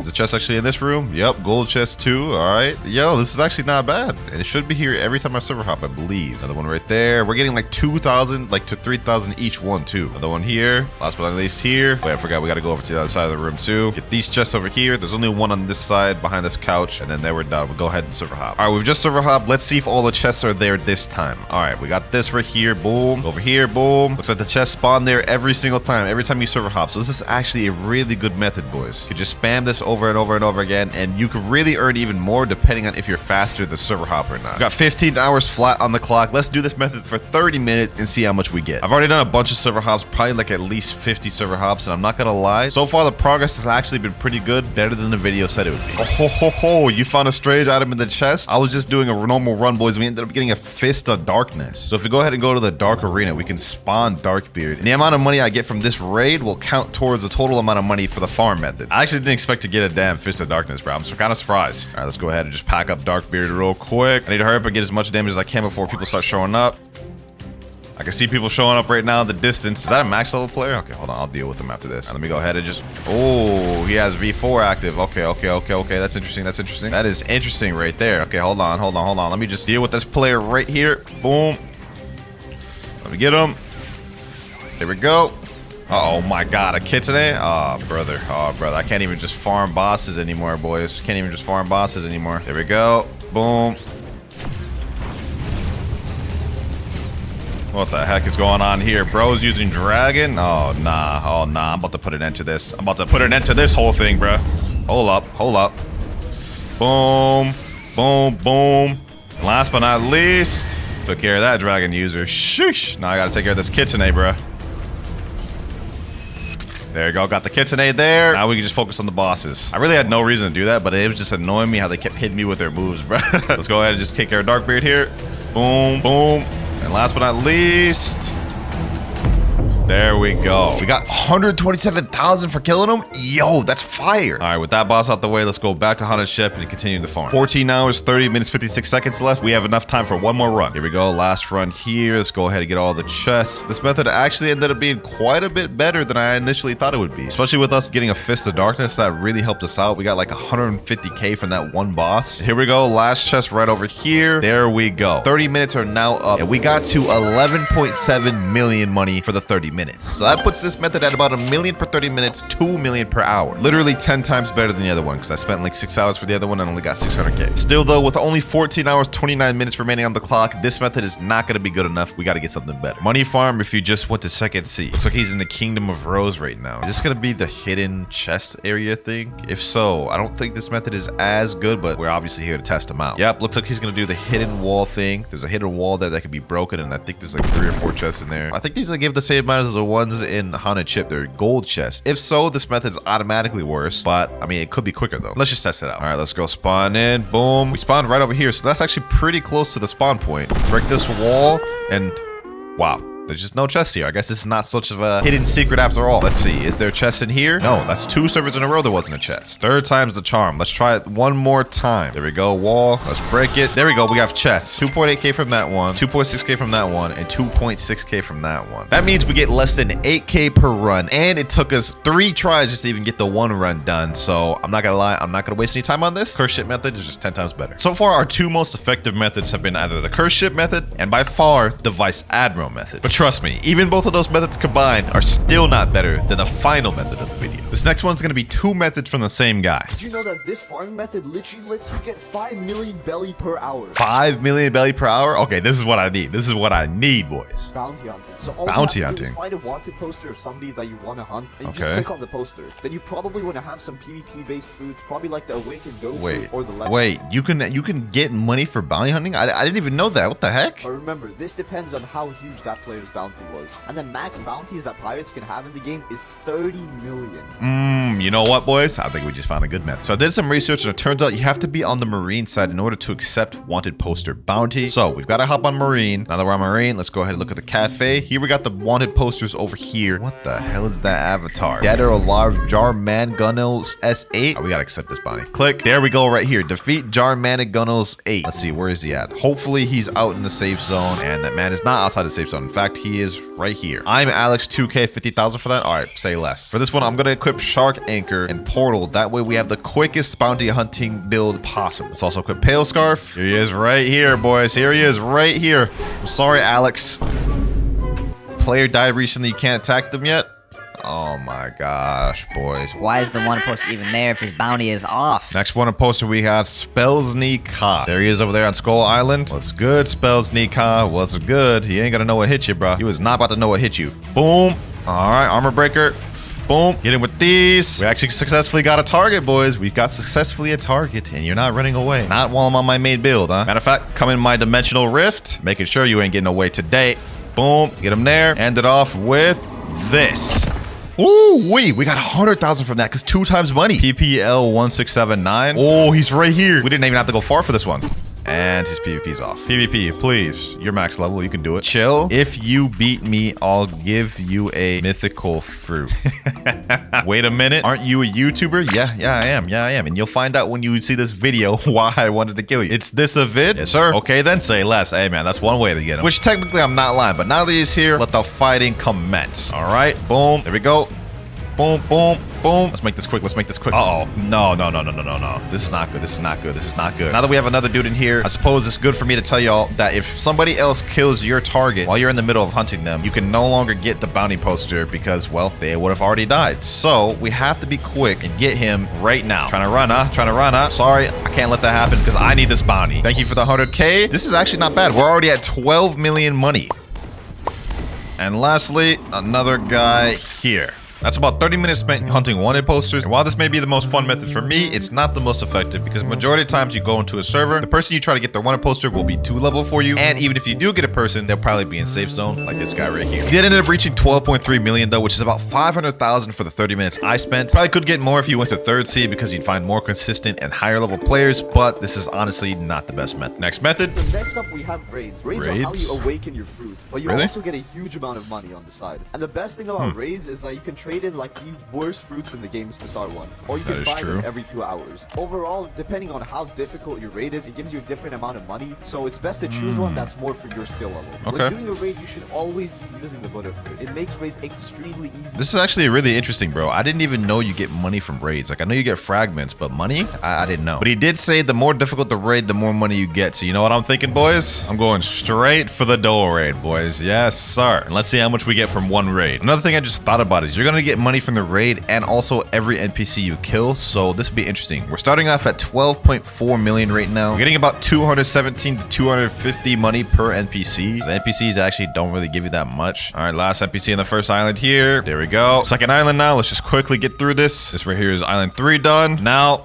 final island available. In order to actually find out if this is an effective method, we kind of do have to test more than one raid because he said the harder the raid, the more money you get. We're about to find out if that's really true after all. All right, all we got is the boss left, boys. The final showdown. 1 and 1 and 1 and 1 and 1. There we go, boys. 3, 2, and the boss is done. Oh, we got 100,000 for defeating him. Wait, that's it? Just 100,000 for the amount of time it took, because that was almost like 8 minutes. That's not worth it, man. That's not worth it. Only 13 hours 44 minutes remaining, and we're only at 12 million money, not even half of the goal, and we've already almost used up half of the time. We really got to start kicking things into second gear, otherwise my wallet is about to be in so much pain. So far, Second Sea has been very disappointing, but there's still one final method in Second Sea that I think will be a hit. Best way of making money in Blox is by grinding Sea Beast, or is it? You can make a lot of money XP grinding hunting Sea Beast, but boy, can it get boring. That is true, it can get kind of boring doing Sea Beast, but he is spitting there. For the last method in Second Sea, we have Sea Beasts. Now in Second Sea, the best way to Sea Beast farm is you go to Dock 2, which is where you spawn in Second Sea, talk to the luxury boat dealer or just regular boat, spawn a lantern, and what you do is you go straight ahead until you reach the sea. And the best recommended fruit for sea beast farming is the magma fruit. Now apparently this is the best and most effective money farming method in Second Sea, which I hope so, because all of the other ones have been dookie except the haunted ship, and we need to start making some real progress, boys. Oh, you know what I forgot, boys? We are a ghoul race right now, and that is just not gonna fly. We need to be shark race, because against sea beasts, you're probably gonna hit the water, and I'm not trying to drown. This one's got to be shark. This one's got to be shark. Yes, sir. And now we just wait for a sea beast to spawn. 13 hours, 42 minutes left on the timer. Hopefully this goes quick. It has now been 5 minutes and still no sea beast. I'm starting to have doubts in this method, boys. Because it's taking so long, I pinged my Discord and now we've got a server full of people. Apparently, the more boats you have, the higher chance you have of spawning a sea beast. So hopefully this will speed it up. Here we go, boys. Here we go. After about 10 minutes, our first official sea beast. Okay, we got the whole squad. We got the whole squad. Let's get it. Boom, boom. Oh, 419,000 from that. That is actually not bad. After almost 30 minutes of waiting, we finally got another sea beast. Here we go, boys. Here we go. So far, I'm not gonna lie, this method isn't exactly the most worth it because it just takes like 20 minutes per sea beast. This is not that good. And sea beast down. Oh, I got a Fist of Darkness. So we got 400,000 from that. Now we're about to get 150,000 from Darkbeard. There we go, another 100,000. And all right, boys, we got another sea beast. It's gonna be the last one I farm in second sea. There we go, 424,000, and we're now at 20.5 million, almost a quarter of the way to 100 mil. Sea beast farming is definitely the best method in second sea. We started off with 12 or 13 million and ended up getting to 20 million. However, we've already used up half of our time, so it's time to move on to the best methods of the video in the third sea. How to farm money or mastery. All right, let's see what he's got. 556 billion. Oh, nah, we gotta see this method, boys. We gotta see this method. First, need Buddha. Second, need Cyborg. Then we need Chocolate Land. Oh, he's gonna be farming the NPCs at Chocolate Land with Cyborg. Does he accept the quest as well, or does he just go around just packing them up? Looks like he's just gathering them up. You get 2,500 per NPC. That is actually really good. Let's see if this method is really good. All right, let's gather up all these NPCs. All right, let me see how much I get per NPC. 2,400, 2,700, 2,500. This actually looks like this may not be bad, boys. Hold up. Our meter is about half charged right now. As soon as we get this full, it's about to start going like hella quick. All right, there we go. We're done. Oh yeah, this is about to be a breeze. Bro. Plus we get the super jump, so we can just zoom around. We're gonna farm for about 30 minutes to an hour, and let's see how much money we end up getting within that time. We're at 20.7 million right now. Hopefully we can get at least 22 million in 30 minutes.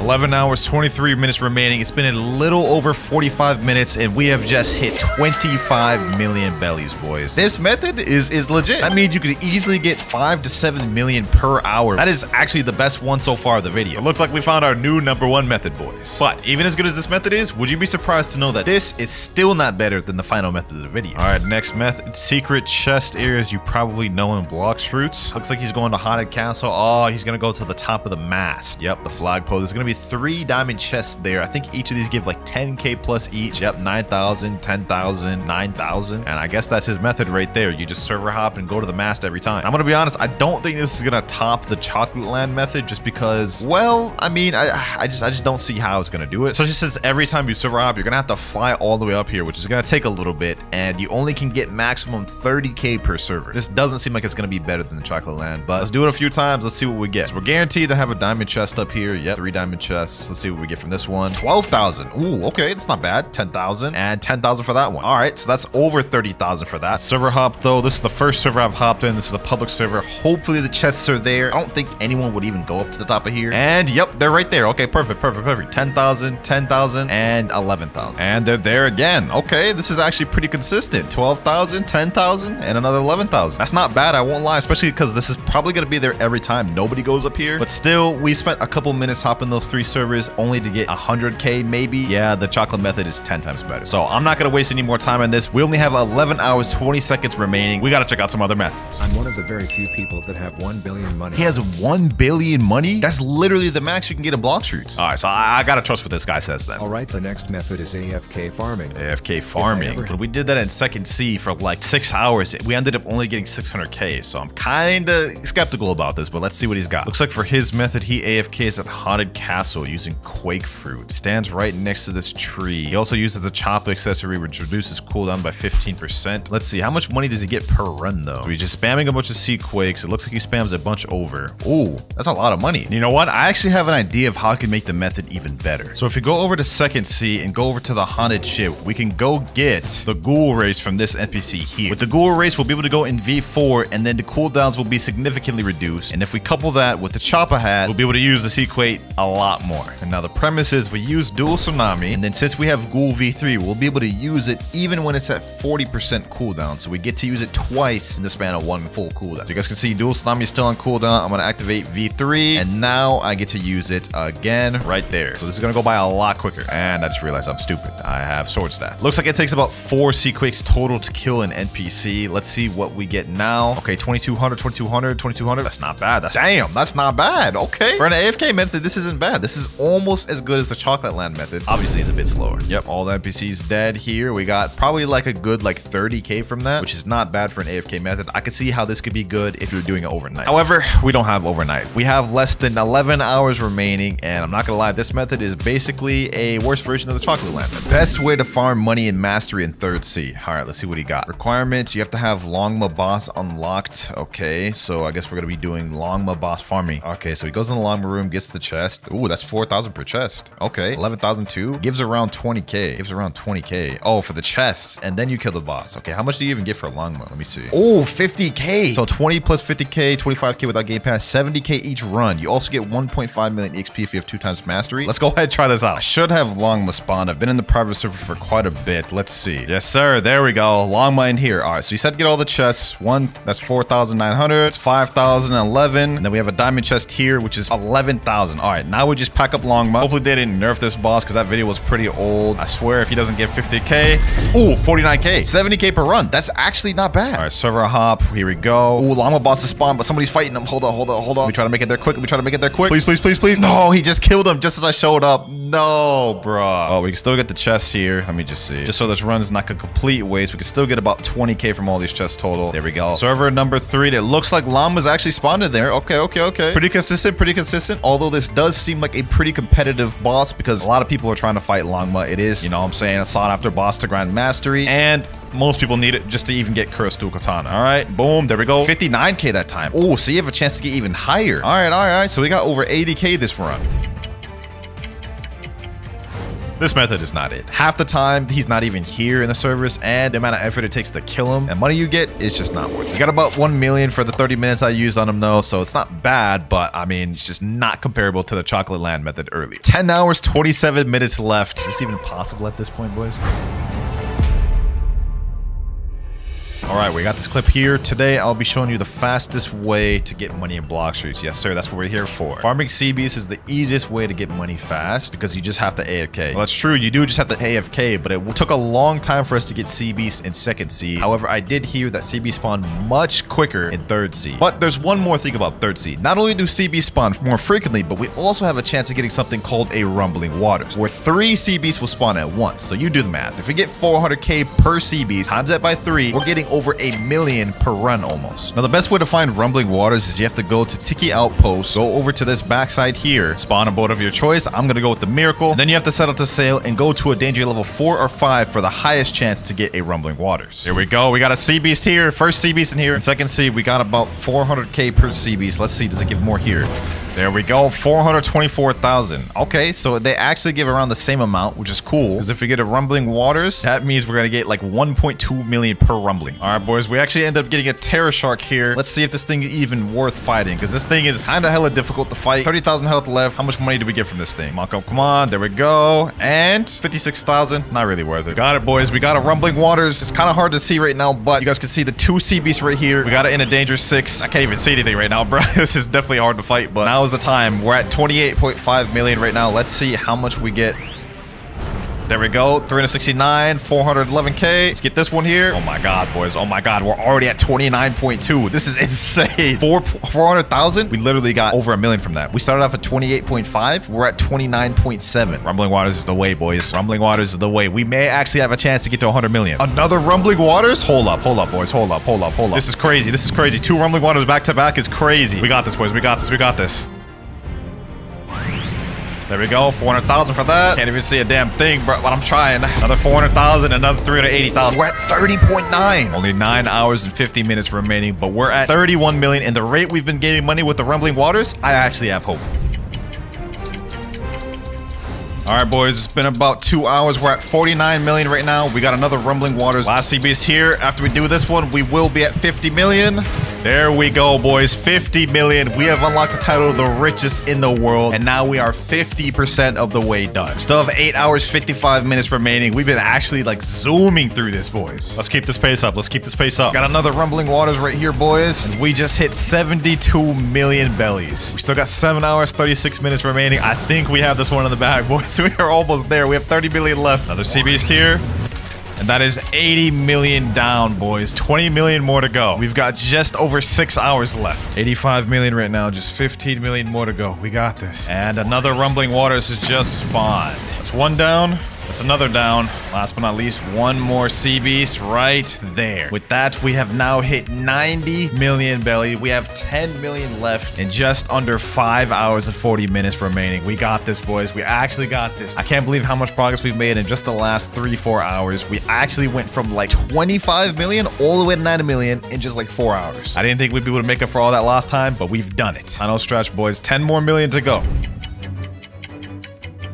Ladies and gentlemen, only 4 hours and 11 minutes remaining. And we are now on our final sea beast of the video. 24 hours straight of grinding. We actually cut it so close, a lot closer than I thought we would, bro. I did not think we would be able to do it. But with this sea beast here, we are going to hit 100 million. There we go, ladies and gentlemen. 100,158,658 money in just 24 hours. We finally did it, boys.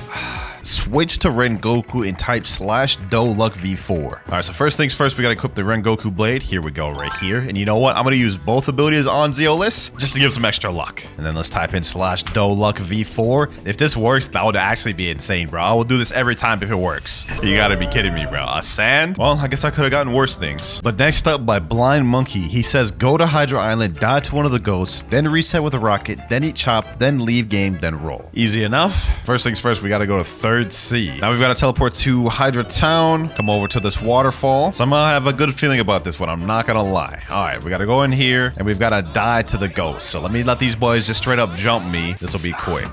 All right. There we go. Damn, I lost 1,500 honor to them. Okay, this better be worth it. Next thing, I believe we have to reset with a rocket. We've got no issues doing this. There we go. Bye-bye rocket. Now we've got to eat the chop fruits. This is kind of extra. I'm not going to lie, but let's go ahead and eat that. Munch, munch. Then we've got to leave the game, and now we can roll. All right, Zeolus, please give me luck. Please give me luck. I did all that. Give me something good. Give me something good, and...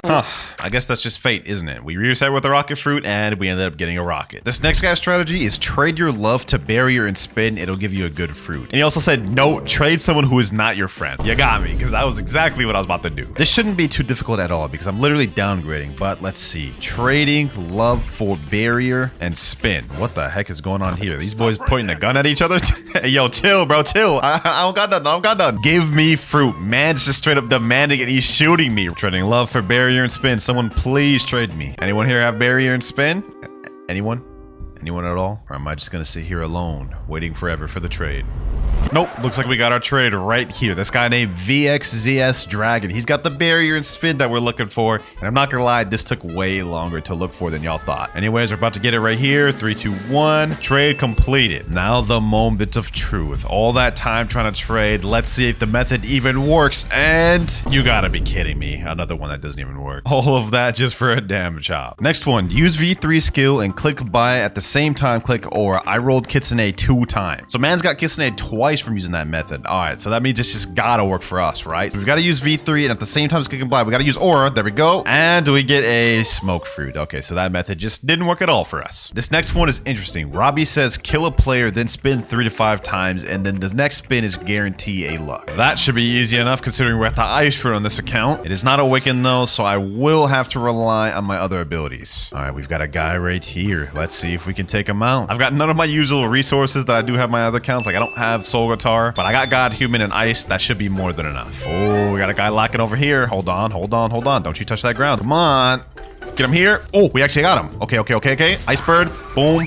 Boom. Oh, I don't even have the moves of my God Human unlocked. Okay, okay. We got him under half. We got him under half. This is good. This is good. I only have one of my abilities from God Human, so that is actually going to be tough to kill this man's. Oh, he got me with the Doe ability. Ooh, let me hit it with Ice Bird. No, I just jumped straight into that. I just jumped straight into that. Okay, okay. Let me see. Ah, he got me with this Piercing Clothesline as well. We're going to have to hold this. We're going to have to hold this. All right, let me Ken. Ooh, we got him there. We got him there. We got him there. Ice Bird. Boom, boom, boom. And we got him. 8.9k bounty. I honestly did not think we were going to be able to get that kill, but somehow the unawakened ice cooked. Perfect. Now we've just got to spin 3 times, and then the 4th spin will get exceeded luck, he said. All right, first spin. Here we go. It's probably not going to get something good because he said the luck's not supposed to kick until the 4th, but oh, sand fruit. Okay, that's not bad. That's not bad. 2 more spins to go. Spin number 2. Let's see if our luck has upgraded at all. And okay, a chopped fruit. I'll chop fruit. All good though, because after the 3rd spin, that is when our luck should be upgrading and increasing. All right, now spin number 3. Will this work?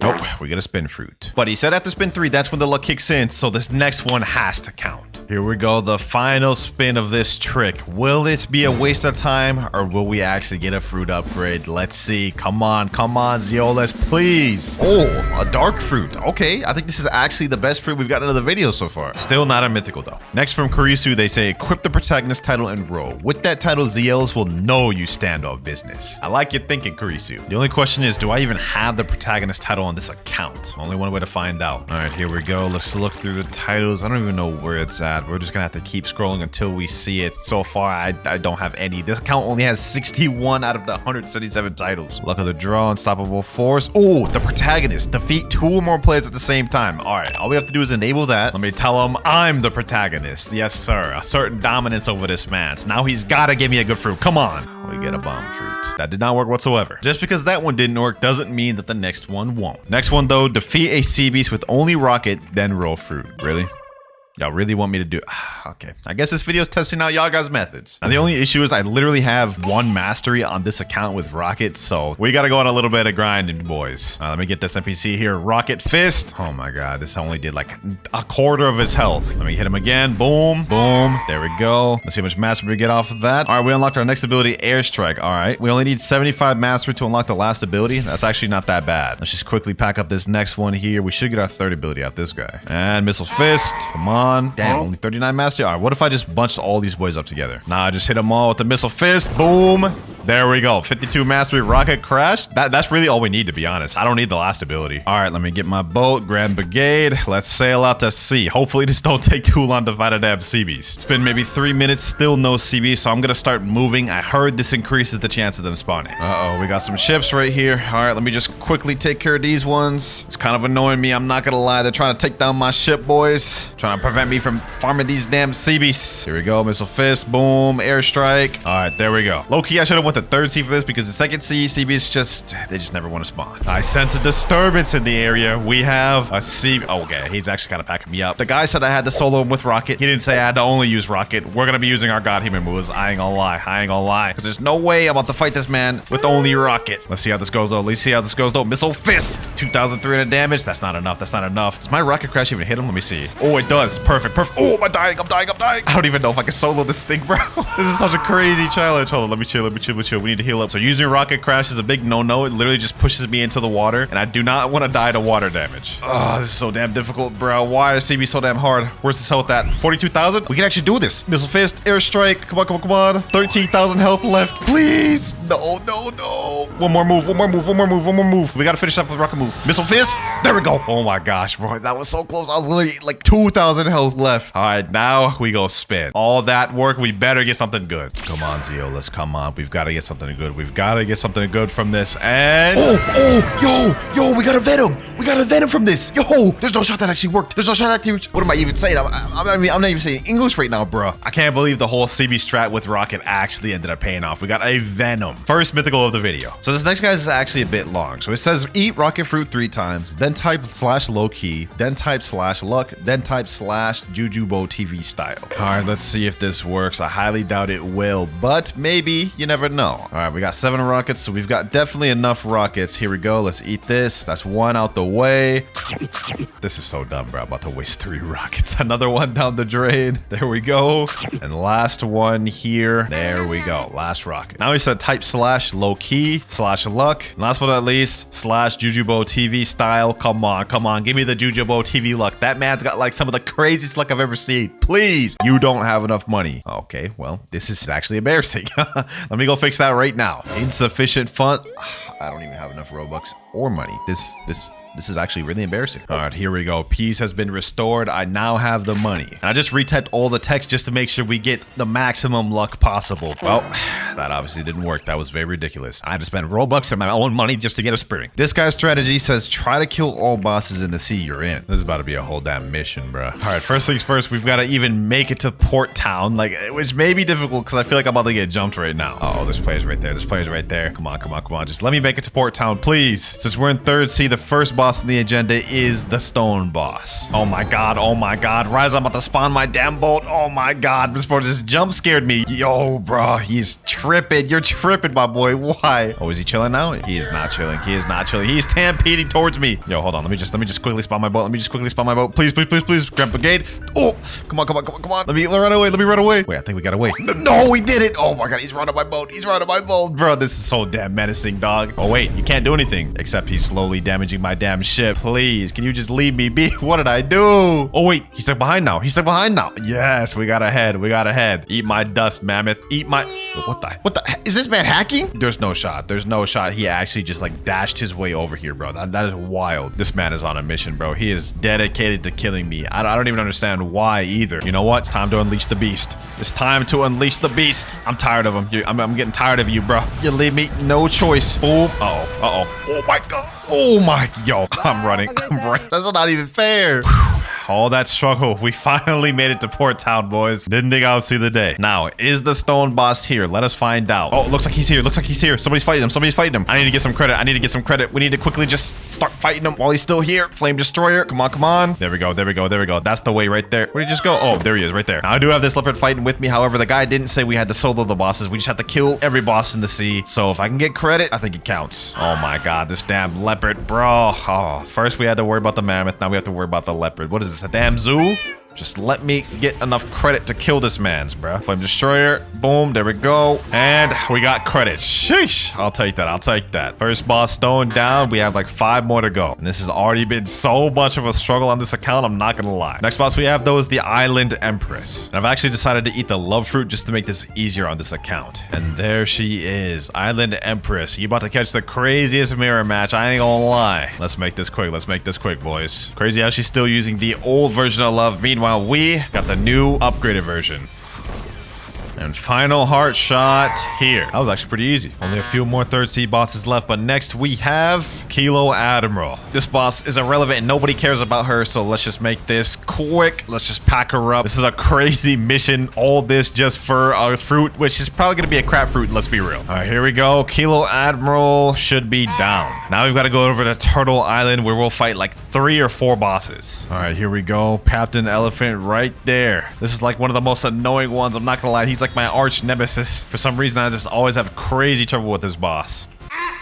Yep, and it would appear this time is no different. All good because we got that crazy comeback flow, boys. Watch. There we go. Sheesh. And we're actually unlocking all of our love moves as we're doing this. Uh-oh, is that a player? Is that a player? Please, no. Please, no. Why? What did I do? What did I do? Just relax, bro. Relax. I'm not even trying to fight you for real, bro. I'm not even trying to fight you, bro. Please, leave me alone. You know what? You got it, bro. You got it. Because now I have this. Died recently. The players won't be able to get me now. Beautiful pirate. Here we go, boys. Heart shot, boom, Cupid zone, and that is beautiful pirate down. And we got Ken Vander, damn. Next up, Longma, and I'm about to make this quick. We about to speed run through this like we Sonic. Oh my god, we got players in here. 2 players, bro. What did I do? What did I do to deserve this, bro? Double team, was that really even necessary, bro? Well, let's just finish the job. Let's just finish the job. Let's get it. Let's get it. There we go. Longma down. 1 boss left. This has been a crazy journey. Final boss, third sea, and she's not even here. All right, what about this server? Still no. All right, we finally got into a server where she's here, but 2 people are already fighting her, so we're just going to jump in straight to the middle. Hopefully I can get credit. Hopefully these people don't just straight up jump me. Like, I've just been getting straight up bullied throughout this entire video. This time, it's got to be different, though. It's got to be different. Let me kill this guy. 8.9k bounty. I'll take it. I'll take it. I should 100% have credit now. Heart shot. Yep, we've dealt like over 40,000 damage. We should be good. Final boss here, boys. Final boss there. That was a whole damn mission and a half. Let's see if it was worth it. I spent like almost an hour doing that. Just an hour away wasted. Please, Zeolus. Oh, a spider fruit. Second highest roll we've gotten in the video next to the venom fruit. Although I will say this is just definitely not a mythical. Still taking that though. Trick number 10, threat Zeolus and hold a gun in front of him. That is actually wild and I love it. Let me go ahead and pull out this acid rifle, bro. We're about to hold this man at gunpoint. All right, listen to me, Zeolus.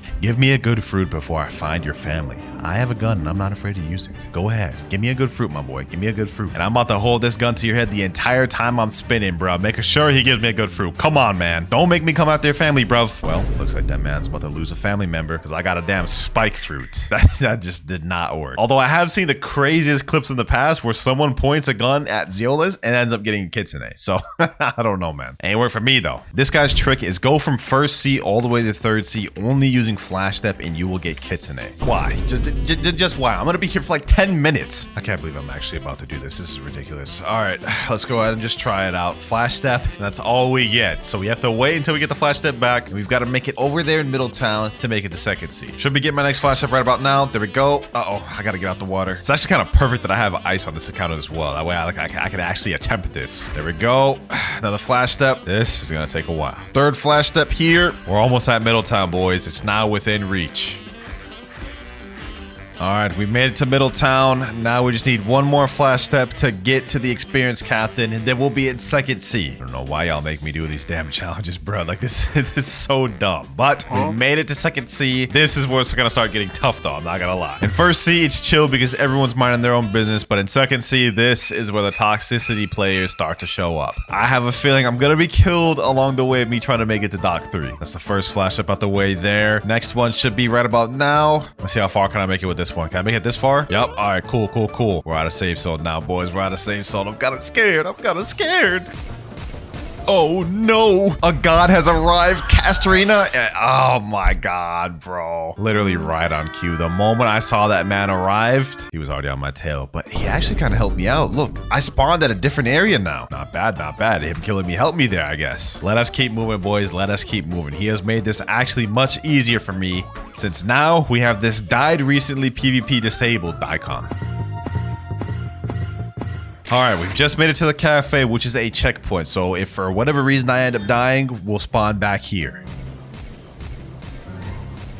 And we finally made it to the bridge. And I can see the end zone right there, boys. That little dock right there is our end zone. We're nearing towards the end of this little treacherous challenge. Almost there, boys. Almost there. We have one final flash step and we'll be done with this. If I don't get at least a mythical from this, I'm gonna be upset. I've spent 10 minutes just flash stepping. There we go, Mr. Captain. Wait, am I still not close enough to talk to him? That is actually wild. That is so wild. I'm right in front of him. All right, I guess one final flash step to go. There we are. Now, let's head to third C. All right, we're in Port Town. It's done. Now, all he said we had to do was flash step to third C. He didn't say we had to make it to the gacha in third C, so I'm about to fly my way over there. All right, here we are, floating turtle. The gacha awaits us. I feel like we did all of that just to get a common fruit, man, but you never know. Maybe the gacha could prove us wrong. Yeah, it definitely didn't prove us wrong. All that 12 plus minutes wasted for a spike. This guy here says, do any fruit transformation and roll, you will get a mythical. Yeah, I think I could do that. Now, unfortunately, on this account, the only fruit that I have that has a transformation is the rubber fruit, and I'm almost certain this has 0 mastery. Matter of fact, let me just go ahead and check. Let's see how much mastery this has. I am not confident whatsoever. Yeah, 1 mastery. Okay. Give me 1 sec, boys. And boom, 225. We got the transformation. Now let's head back to the gacha. What's good, Zeolus? Got something to show you, my boy. Let me show you this transformation. Sheesh. I'll give me a damn mythical fruit before I use this jet pistol on you, bro. Don't make me do it. I'll aim it this way for now, but if you don't give me a mythical, I will hit you with it, bro. I will hit you with it. And, well, we ended up getting a dark fruit, which is not bad, but it is not what I asked for. This next one's a bit of a long one. He says, go reset your Buddha on the first C and walk all the way from first C to third C, starting from pirate starter to floating turtle. PvP a player and win 1 time then trade someone a rocket for a mythical. I tried it and I got T-Rex. Now that is a stupid amount of stuff, but we gonna do it. All right, we're back on my main. First thing I gotta do is head all the way to 3rd Sea. Wait, what the heck? Yo, what happened to bro's pants? Yo, experienced captain, what are you doing? And you too, sea captain? Dog, they out here freeballing it? Like, bro, what did I miss? Anyways, now we are in 1st Sea and I've got to reset a physical Buddha. Do I even have one? I do not have one. Okay. I know this is a complete trade, but I need to get through this video, bro. It's 5 a.m. I don't even care at the moment.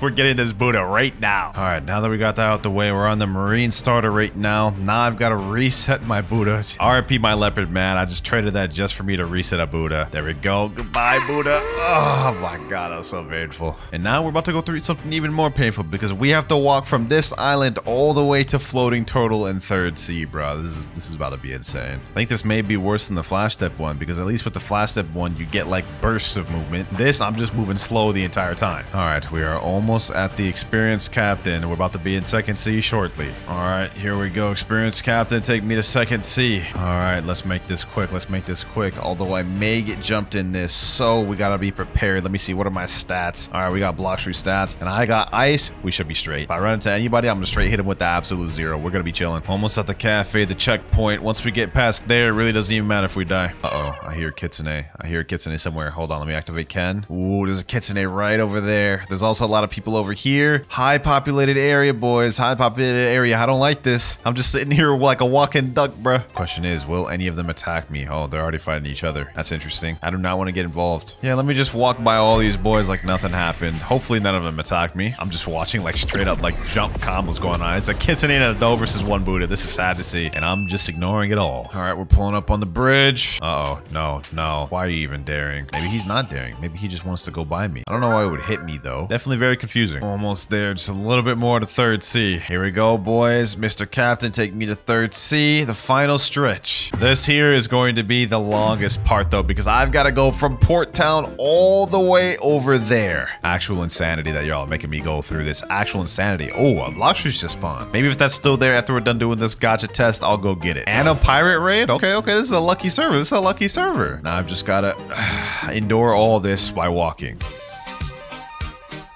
Oh, a 9.5 million bounty player just joined. Let me go ahead and pre-prep. First to katana. Let me equip that soul guitar. We're ready. Uh-oh, there he is right there. There man's is right there. This is not good. Don't even do it. Don't even do it. Please don't do it. Oh my God. I didn't want to have to do it to you, bucko. Why do they always make me do it? Hold on. You know what? Forget it, bro. You leave me no choice. Bro. You want to do this to me? I'll go back to my placement beforehand, boys, but I'm not about to let this boy just kill me and reset all my progress. I'm about to pack him up and ship him out. You ain't like that. You ain't not like that. Icebird. Boom. Let me hit him here. Boom. Yup. You're getting packed. Get him there. Don't run now, bucko. Do not run now. You're not the only one I can go V4. Boom. GG. 17k honor. You should have left me be, bro. Now I'm going back to walking. We're almost at turtle. After we get the turtle, we then have to 1v1 somebody and win. Then we have to trade someone a rocket for a mythical, which is not even possible unless you do the permanent. And then we roll. Any second now. And there we go. The floating turtle text has appeared. So I'm going to say we officially made it to floating turtle, boys. It's time to pack someone up. And considering we're using the ice fruit, this should be very easy. I mean, we just beat a 9.4 million on the water. Looks like we've got a player right over here, huh? Let's get him. Boom. Let's get him like this. Glacier. And I'll take that. 11k honor. That was it. That was our kill. Now, what I'm about to do is we have to get a permanent rocket by that, and somehow we've got to get a mythical out of this. Let me say trading perm rocket for gravity. That's like totally not a scam, you know what I mean? Like that's a fair trade. All right, we found somebody that has a gravity. I'm trading permanent rocket and sound. He didn't say it had to be only rocket, so you know, I had to sweeten the deal to get this trade. This is still technically a mythical for rocket though, so there we go. Trade completed. Now we can finally do the spin. This one took so long to do, so I'm hoping. Hey, look, this guy right here says Slash is Yola's best admin. He's doing his own little trick right here. Looks like it didn't work for him. Let me see if mine works though. I did all this. I'm probably gonna get something bad, but let's see, boys. Magma fruit. It's actually not bad. Not good though. Not very good though. Considering the amount of work I put into that, it is not worth it. Either these tricks are dookie cheeks or my luck is just that bad. Honestly, it's hard to tell which is true. Next though, Ichigo says use Rengoku, hold the X move and type Bankai. Oh, I'm about to have fun with this one. Let me go ahead and look for the Rengoku. There we go. All right, let's get it. Let's get it. Bankai. Zanka no Tachi. All right, I'm getting a little carried away with this. Let me type in Bankai. Hit him with that. Boom. And let's go for the spin, boys. Let's go for the spin. This is about to be the most legendary spin of all because of the Yamamoto Bankai. Come on, come on.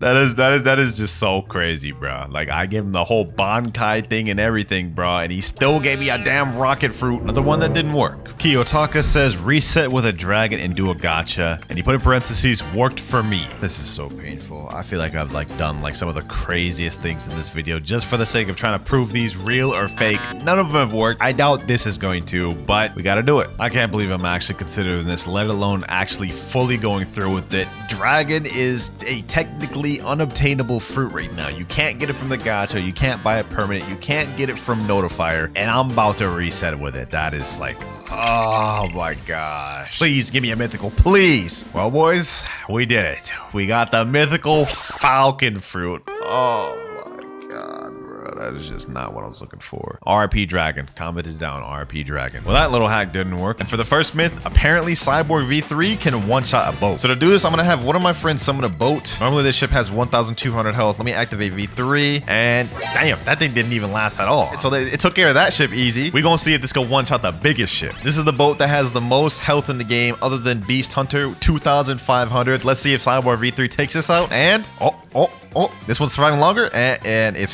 still drowned. Okay, wow. So this myth is true. Cyborg V3 actually does one-shot a ship. Now that was a pretty cool myth, but for myth number 2, apparently if you use parallel escape while standing on lava, you take no damage. So now let's try it with parallel escape. Let's see if we take damage on lava, and we very much do. I am dying quick, bruh. So that myth is false. That was just not true at all. Myth number 3, the age-old question: do you get better fruits the higher sea you're in? Now to start this off, we're gonna head over to first sea, do a gacha, then we'll go to second sea, do a gacha, compare the first versus second sea, and lastly, we'll do third sea. Me personally, I think this is fake, but we're about to find out right now, boys. First sea, let's see what we get. And we got a spike fruit. Yeah, that's pretty dookie, bro. That's dookie. Now let's head back to second sea. I got my friend Jason about to do a gacha right here. Let's see what he gets. He said best fruit, spike. Damn, he got spike too. That's crazy. So far, this myth's looking false, but I guess we're about to find out on third sea. Got my boy Husky doing a gacha, and let's see what he gets. And no shot. I ain't gonna ask you to drop it, man, but that's actually kind of crazy. Blizzard for the third sea, a legendary fruit. Even though technically third sea had the best roll, I'm still gonna say this myth is false because first and second sea there was literally no difference. It's just 100% luck based. So myth false. Myth number 4, portal parallel escape can negate water damage. All right, let's activate it. Parallel escape. Let's go in the water. Let's see.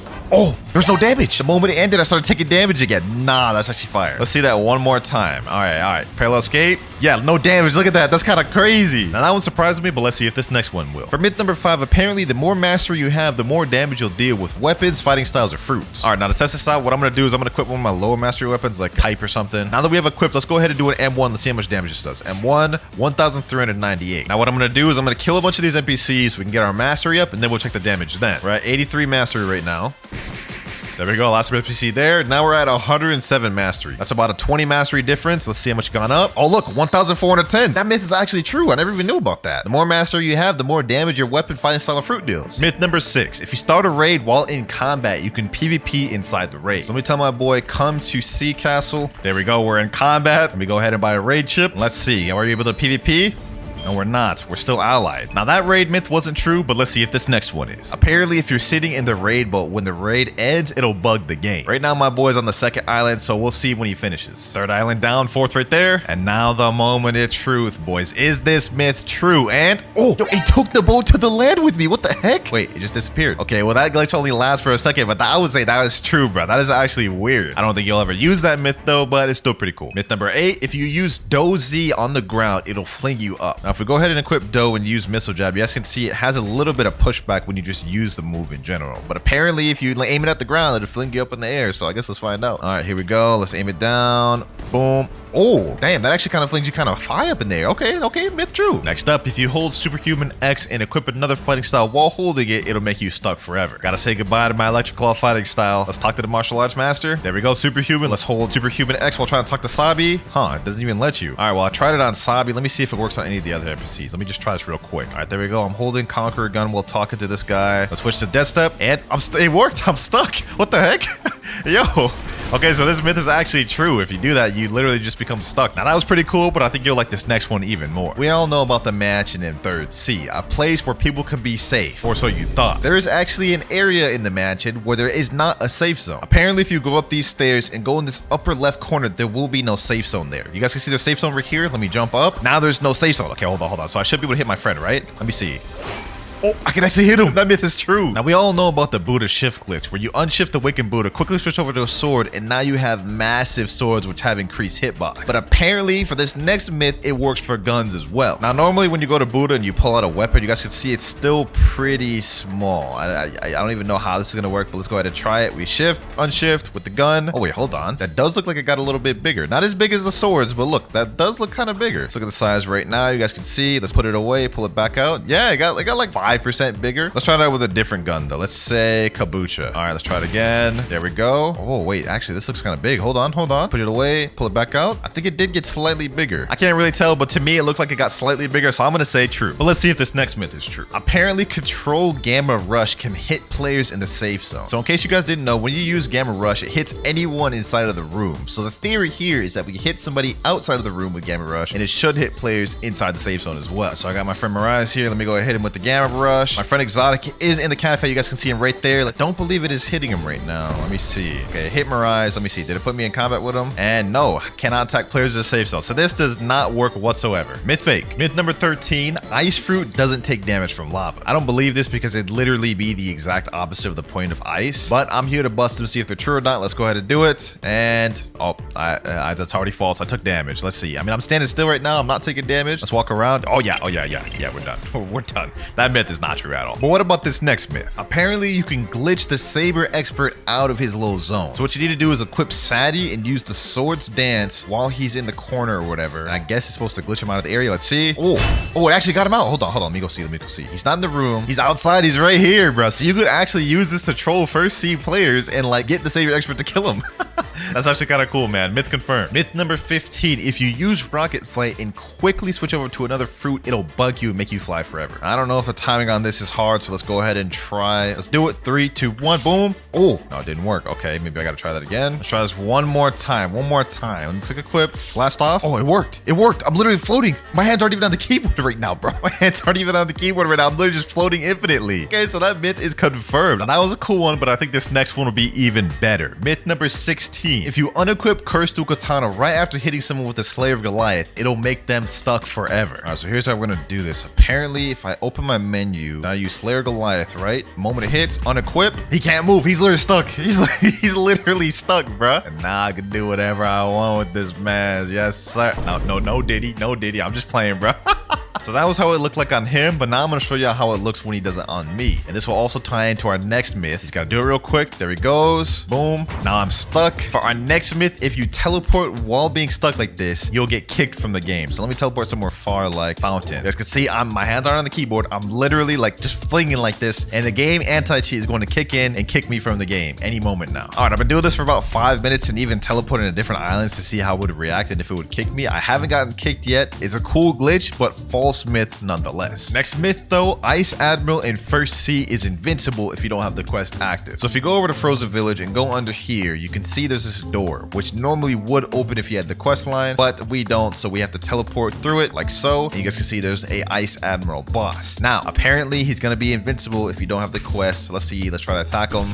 Okay, I'm attacking him. Oh wait, I'm dealing no damage. Okay, so this myth is actually true. You can't damage him unless you have the quest. So while we're still on the portal fruit, for this next myth, you can M1 and even use gun M1s while in portal escape. Now, normally when you use parallel escape, if you M1 or use a move, it instantly takes you out of parallel escape. Here we go, parallel escape. Let's see if I can M1 him. I can M1 him. I can literally M1 him and hit him while in parallel escape. Hold on, let's try that again with guns. Parallel escape once again. Literally hitting him with the M1s and can hit him with the damn Kabucha M1. And he's even surprised. He's saying, huh? Wait, what? I actually didn't know that. And for those of you portal mains, that could actually be very useful for you. W myth. Moving on to myth number 20. 20% of the video, Cyborg V3 skill can break obstacles in the game. Throughout Blox Fruits, there are random walls that can be broken, such as this wall right here. If you use a skill on it, you guys can see it is now broken. Normally, you need to use like a specific skill on a weapon to be able to break it. For example, Dark Air Slash wouldn't be able to, as you guys can see right there. But let's see if Cyborg V3 works. Here we go, 3, 2, 1, boom, and it does not work. So Cyborg V3 does not break obstacles. That myth is fake. And while we're in second C, for myth number 21, apparently on the cold side of hot and cold, there's a chest inside every one of the igloos. Let me go ahead and see if I can teleport inside. Oh, there's a chest inside here. Huh? I didn't even know that. Okay, that first one had a chest in it. Let's check this one. This one has a chest too, bro. There's no shot that third one has one, bro. Oh, it does. It does. It has a chest. It has a chest in there, bro. That's actually crazy. We're out here learning second C lore that I didn't even know. Chests in all of the igloos. That myth is confirmed. Now, that was some cool second C facts, but let's go for some third C ones. For those of you players who are max level and tried to get in the Shark Acre, you would know in order to craft the monster magnet, you need Fool's Gold, which supposedly is only supposed to drop from a haunted ship C event. But apparently regular ship raids drop Fool's Gold as well in third C, but it doesn't appear when they drop. I have 7 Fool's Gold. Okay, so now what we're gonna do is we're gonna go out to sea, and if we get a regular pirate raid, we're gonna defeat it and see if my Fool's Gold goes up. All right, here we go. Finally got a normal ship raid. Let's go ahead and destroy it and see if we get any Fool's Gold. One of them's down. We iron 25 fragments. Let's see. Boom, another one down. I iron 25 fragments. We had 7 Fool's Gold beforehand. Now let's go ahead and check our Fool's Gold. We had 7 before. Let's see if we increase. 10 Fool's Gold. So this myth is actually true. Now, I don't know why it doesn't notify you that you obtained Fool's Gold. Must have been a mistake on the dev's part, but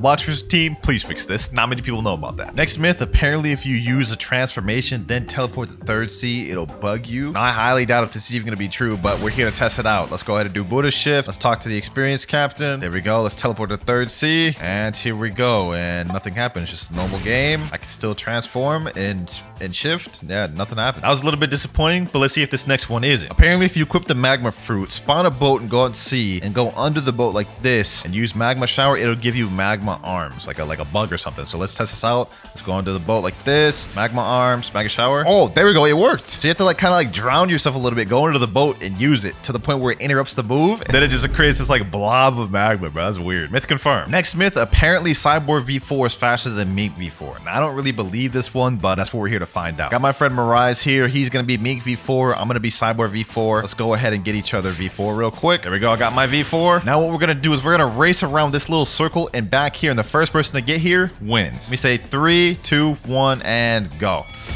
So let's go ahead and do it. There we go. With the V4 jumps, I should have a decent lead, I'm pretty sure. I think we actually might be in the lead heavy here, boys. Damn, Cyborg V4 might actually be faster than me V4, boys. What the?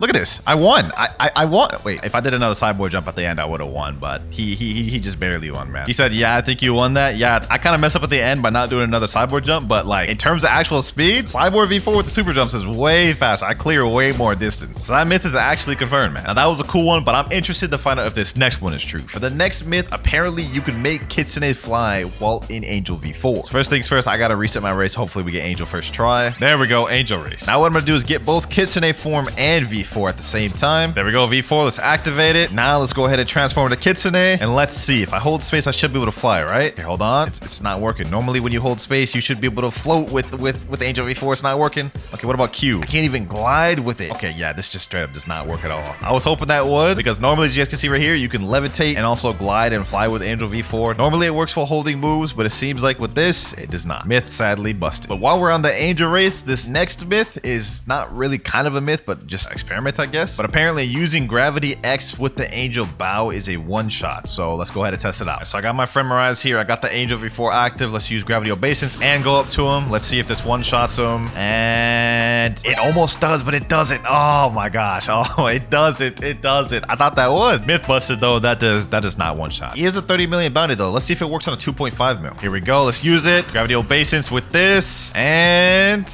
oh, it did. It one-shot at a 2.5 million. So technically this myth is still confirmed, bro. Now that was pretty OP, but we have one more Angel V4 myth to test out, and it's that a Angel V4 can't make a Ghoul V4 Neo. Now, I'm gonna be honest, this has got to be capped, but we're here to test it out. Now let's put it to the test. He has his domain. I have my Angel domain. Let me step up closely, and Well, no more questioning about that. He definitely is kneeling, and that boy getting packed up. That myth was just straight up false. Fake myth. Now, you remember the Buddha sword glitch from earlier, right? Well, supposedly you can do it with T-Rex as well. So as you can see, my sword is pretty massive right now. Okay, pause. So what you have to do is you have to get your Fury meter full with T-Rex so you can transform. Next step, we have to pull out a smoke fruit. Hopefully I have one right there. And as we're transforming, we have to quickly switch out and pull the smoke fruit out. That way we can go invisible. So let's do it. 3, 2, 1. There we go. All right, I did that perfectly. Now we are an invisible T-Rex. Here's where the next step comes in. What we need to do is we need to switch over to the Warden Sword. There we go, equip that. Then we gotta use the Z move. There we go. And you guys can see now I am back to normal, but my sword is literally twice as big. Also, if we switch to any other weapon while like this, it'll stay big as well. You guys can see, look at that. Now my shark anchor is like twice the size of what it would have been if I was normal size. Also, I don't know if y'all noticed, but my character's also like twice as big. So yeah, that myth is confirmed, but will it work for guns as well? I guess all we gotta do to find out is pull out this gun, right? 3, 2, 1, boom.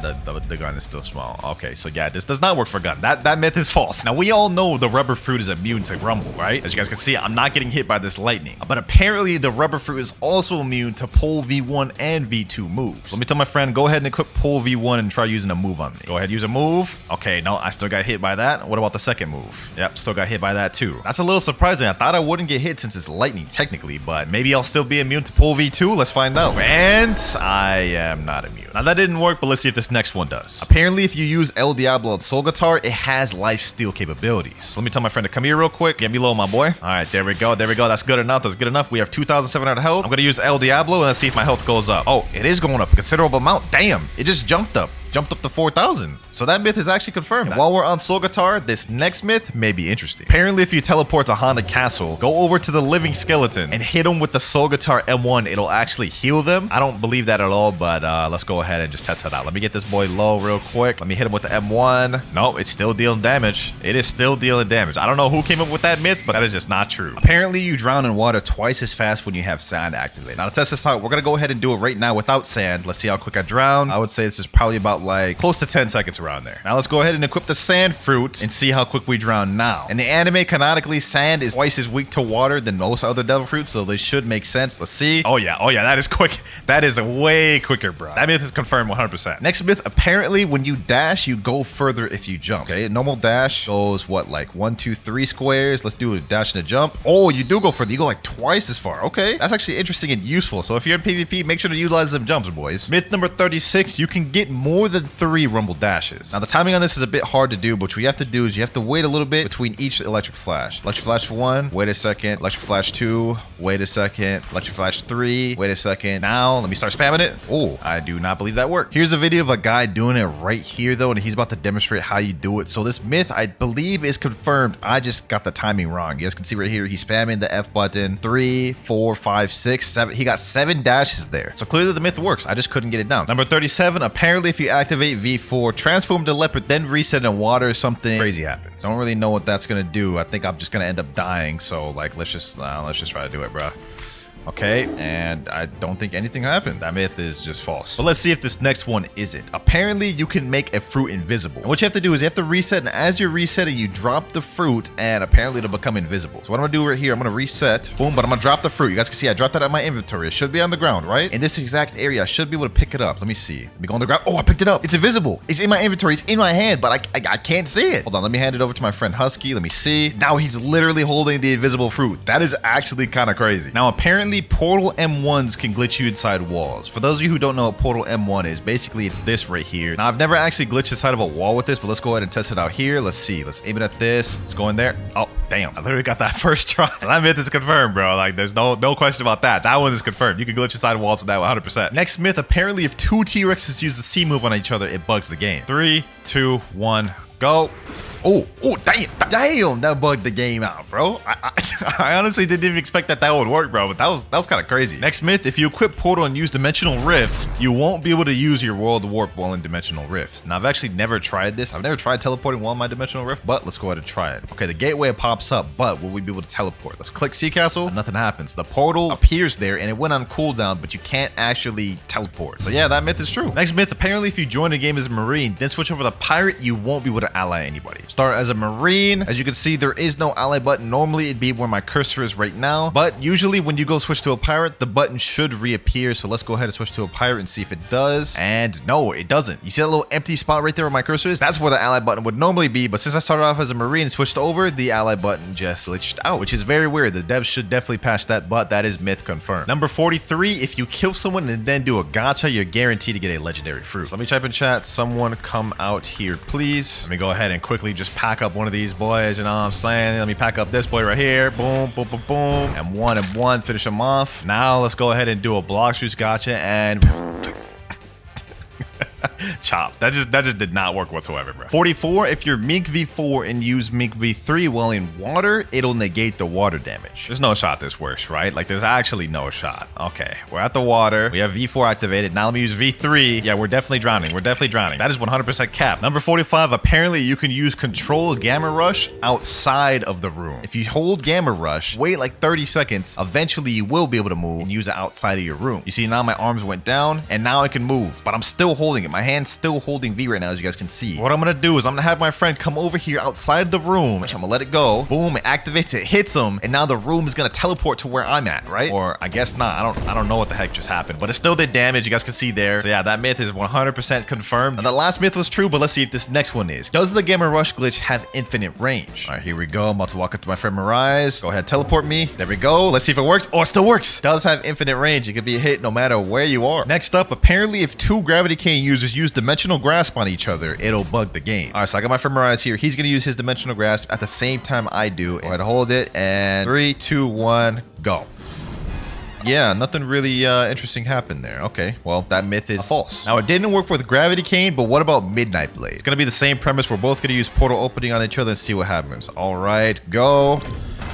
Oh, damn. Okay, that wasn't really buggy, but that was nice. That was nice. Still not what I was looking for, though, so that myth is still false. Let's use Cursed Dual Katana next. Except this time, we're going to make it a little more interesting. You guys remember that Cursed Dual Katana glitch we did earlier where it makes you stuck? We're going to see if two people do it on each other, will they both become stuck? All right, so let me go ahead and do this. Okay, let me unequip. Am I stuck?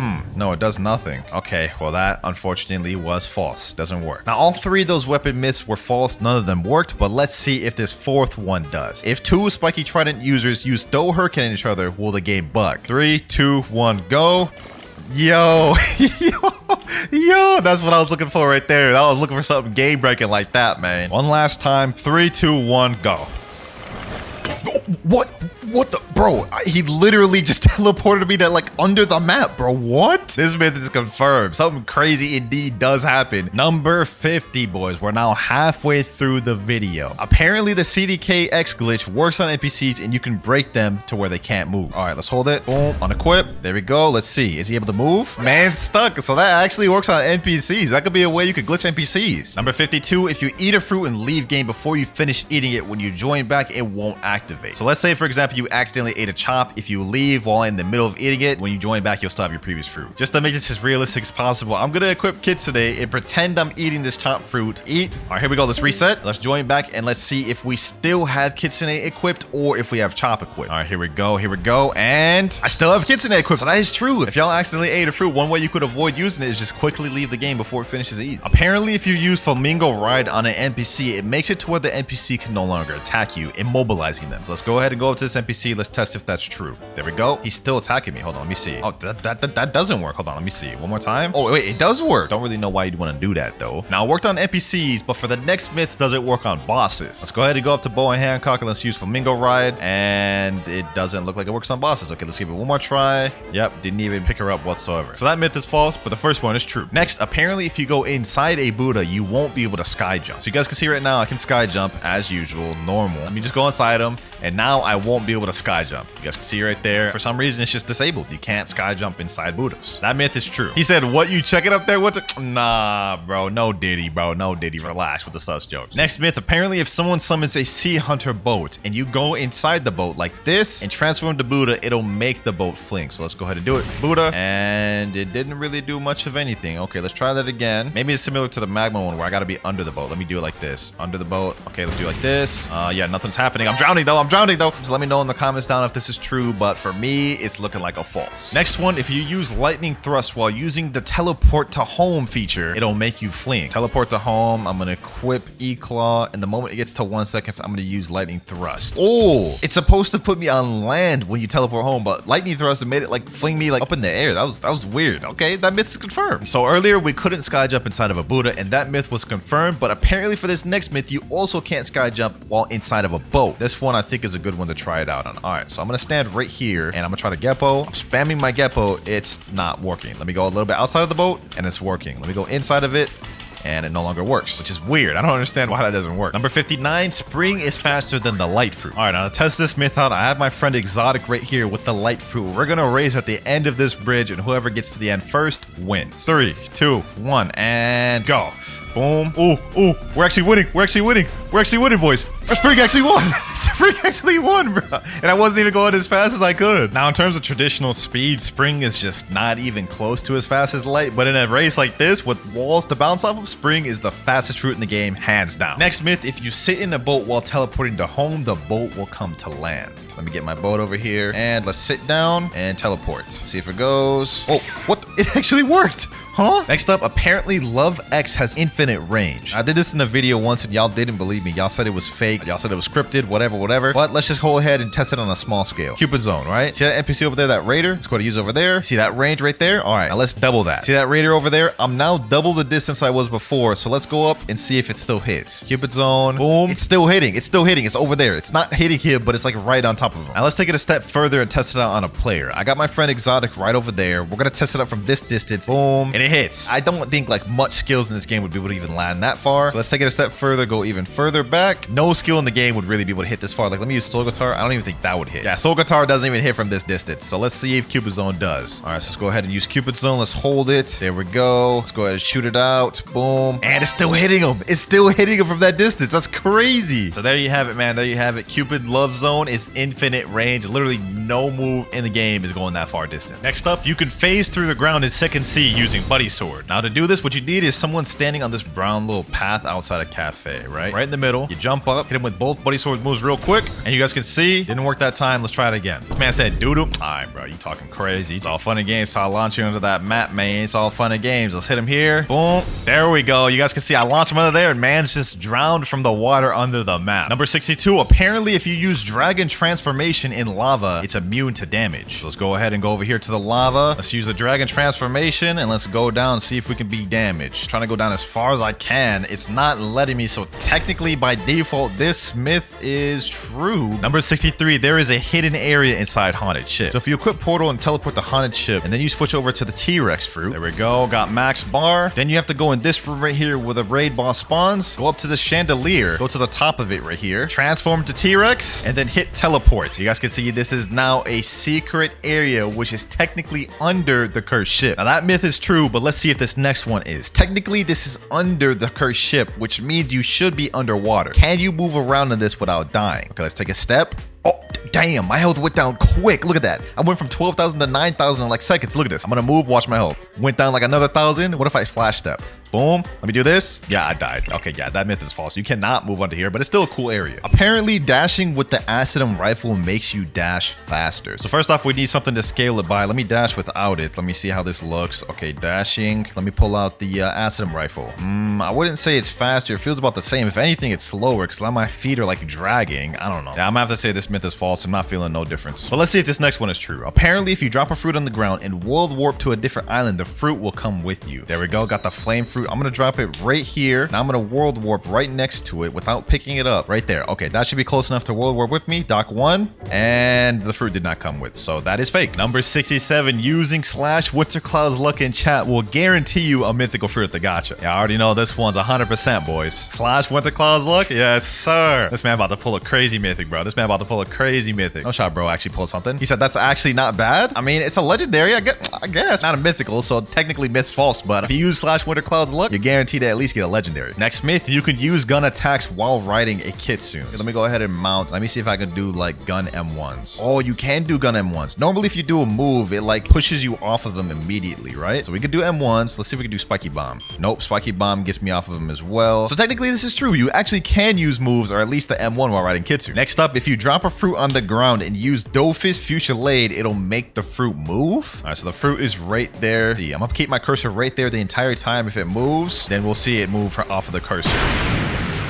All right, and it didn't move whatsoever. My character was the one that moved from the Dofus Fuchsialade. Myth busted. Number 71, if you equip the Pale Scarf, use Ken, then unequip it, the boost will still be there. So we can see that guy right there. That's my boy Mirage. Let me tell him, teleport to a far island. He is over there at the Winter Castle. Normally, if you didn't have the Pale Scarf, you wouldn't even be able to see him. Let me just demonstrate that real quick. You guys can see without the Pale Scarf, I can't even see him. Now, theoretically, if we equip this, activate our Ken, right? Then equip a different accessory and don't unactivate our Ken, it should still be there, and it is true. Even without it activated, you guys can see the Pale Scarf is not there. We still have the Ken boost. And this next one I think will be pretty interesting. Apparently, if you transform into Awakened Buddha while you're drowning, you'll still be drowning. As we all know, if you transform into Awakened Buddha and just go in water, you guys can see it makes you immune to drowning. But let's see if you transform while you're drowning, what happens. All right, I'm drowning, and yo, I'm still drowning. Wait, it stopped. Okay, so that myth is false. But to follow up on that, this next myth is that Awakened Buddhas can be drowned. All right, so right now he's in the water and he's not drowning. He's perfectly fine. But if I use a move that'll push him under the water, then he'll start drowning. For example, Dofus Fuchsialade. You guys can see now he is drowning and actually getting packed up by the water. So don't think Buddhas are just completely immune from drowning. With certain moves, you actually can pack them up and make them boys drown. Next myth, if you stand on lava without moving, you won't take damage. And let's test this out. An easy way to test this out, we have Portal, teleport to lava, have my hand off the keyboard. I took damage initially, but now I am no longer taking damage. So this myth is true. And while we're on Portal, this next myth, apparently if you use Portal Parallel Escape while on a boat, it'll fling the boat. So I'm going to use Parallel Escape while trying to sit down at the same time. So let's see.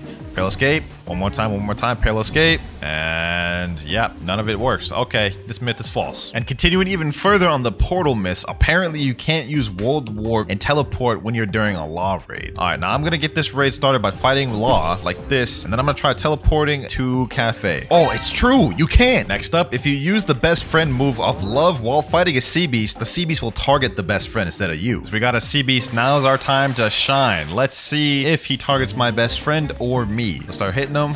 Oh, he is talking to my best friend. Look, he's shooting straight at my best friend. He's not even shooting me. He's straight up ignoring me. So this myth is actually true. All right, though, with that myth out the way, we have another one. Apparently, second CC beasts give more fragments than third CC beasts. So first off, we got to go kill the Sea Beast we have here. All right, here we go. And Sea Beast down. We got 250 fragments from one Sea Beast. All right, now we got to go to third sea and check how much we get from that one. We're now danger level 3. Sea Beast should spawn any minute now. Speak of the devil. One Sea Beast over there. All right, bet. All right, here we go. Boom. And oh, wow. This only gave me 150. So that myth is actually surprisingly true. Second CCBs give like 100 more. Next myth, apparently while in Mink V4, you can super dash to glitch through walls. There is actually a place in the castle on the sea. I think it's like up here, which you could glitch through the wall if you try. Let's see if it works here. Super glitch. Boom. Okay, it doesn't do it. Let me try this wall. Oh, it went through that wall. Okay, let me try it again. Boom. Yes, sir. You can glitch through walls with this. 2 dragons using Draconic Claw on each other will bug the game. All right, I got my boy right here. We're gonna hold Draconic Claw, and then when I say go, he's gonna let it go, and we're both gonna use it at the same time. 3, 2, 1. There we go. And damn, that was just like the spiky trident move we did, bro. It kind of flung us around a little bit. Okay, that myth is true, but what will it do if we do it in the air? Let's see this. Next myth, in the air. Let me tell him go.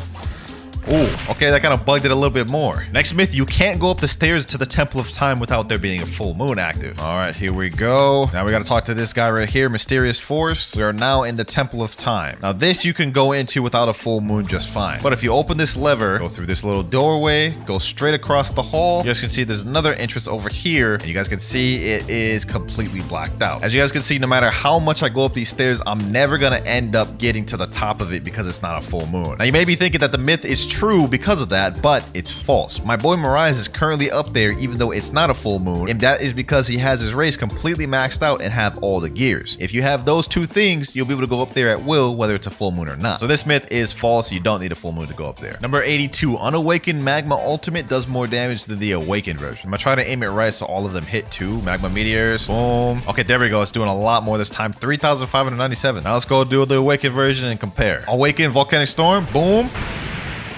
Yo, yeah, that is way, damn, 7,365? That is not even close. This is no competition, bro. Awakened Magma wins by a long shot. Next one, apparently if you hold an ability while trying to go through a portal, it won't teleport. All right, there he goes right there. As soon as I'm walking in, I'm gonna hold 1,000 strikes. There we go. Oh, it didn't do anything. Hold on. That was weird.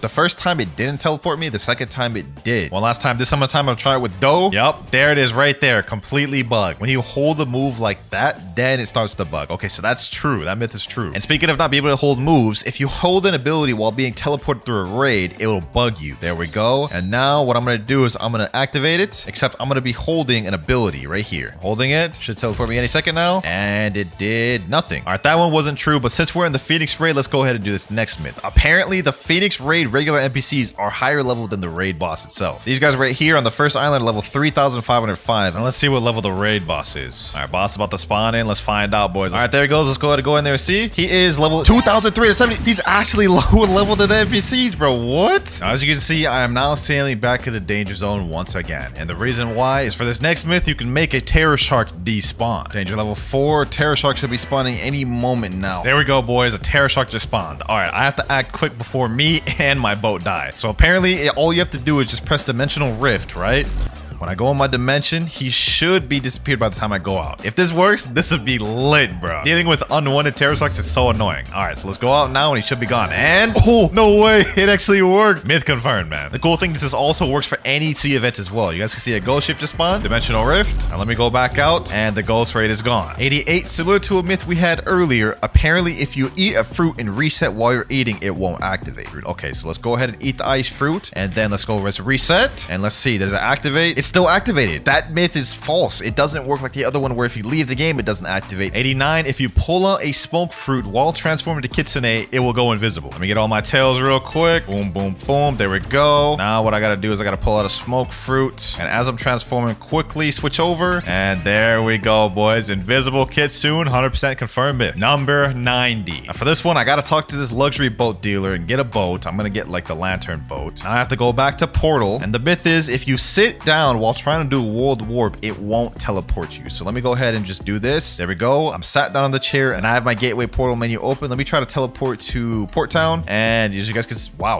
that is weird. I didn't think it would work like that, but looks like sitting down negates being able to teleport. Now we all know that leopard form makes you immune to taking damage from lava. As you guys can see right here, I'm taking no damage whatsoever. But apparently, if you're activated in Cyborg V4, for some reason, it makes you immune to lava, which I think is cap, but let's find out. All right, here we go. Let's activate Cyborg V4. Now let's go transformation. I have no idea why would this make me take damage in lava, but let's test it out. And this is false. I do not take no damage whatsoever. Let me go over here like I did with the dragon form. Oh, wait. Okay, suddenly I can take damage from lava. So is that myth confirmed? Huh, that's weird, bro. Kitsune with pilot helmet is faster than Doe. Now to find this out, we're going to do the same method we did earlier. We're going to race from the start of this bridge to the end. 3, 2, 1, and go. All right. I'm using my scorching donut. Damn, I'm going to get dusted. Sheesh. This is undisputed. This is undisputed, bro. Pilot helmet Kitsune is way faster. Kitsune may be faster than Doe, but is it faster than Light, though? Next myth, we're racing against Light. Countdown again, Husky. Countdown again. Let's do this. 3, 2, 1, and go. All right, bet. I may have aimed it wrong. But oh, he's already ahead of me. He's already ahead of me. Yeah. Kitsune is faster than Light. 2-0 in Kitsune's favor. Last but not least, boys, I got one more thing up my sleeve. It may have been faster than Light and Doe, but is it faster than Spring? The thing that beat Light earlier too. Last race, Spring versus Kitsune. And go. All right. I got the Spring leap. Let's see how this keeps up. Oh, I'm actually in the lead.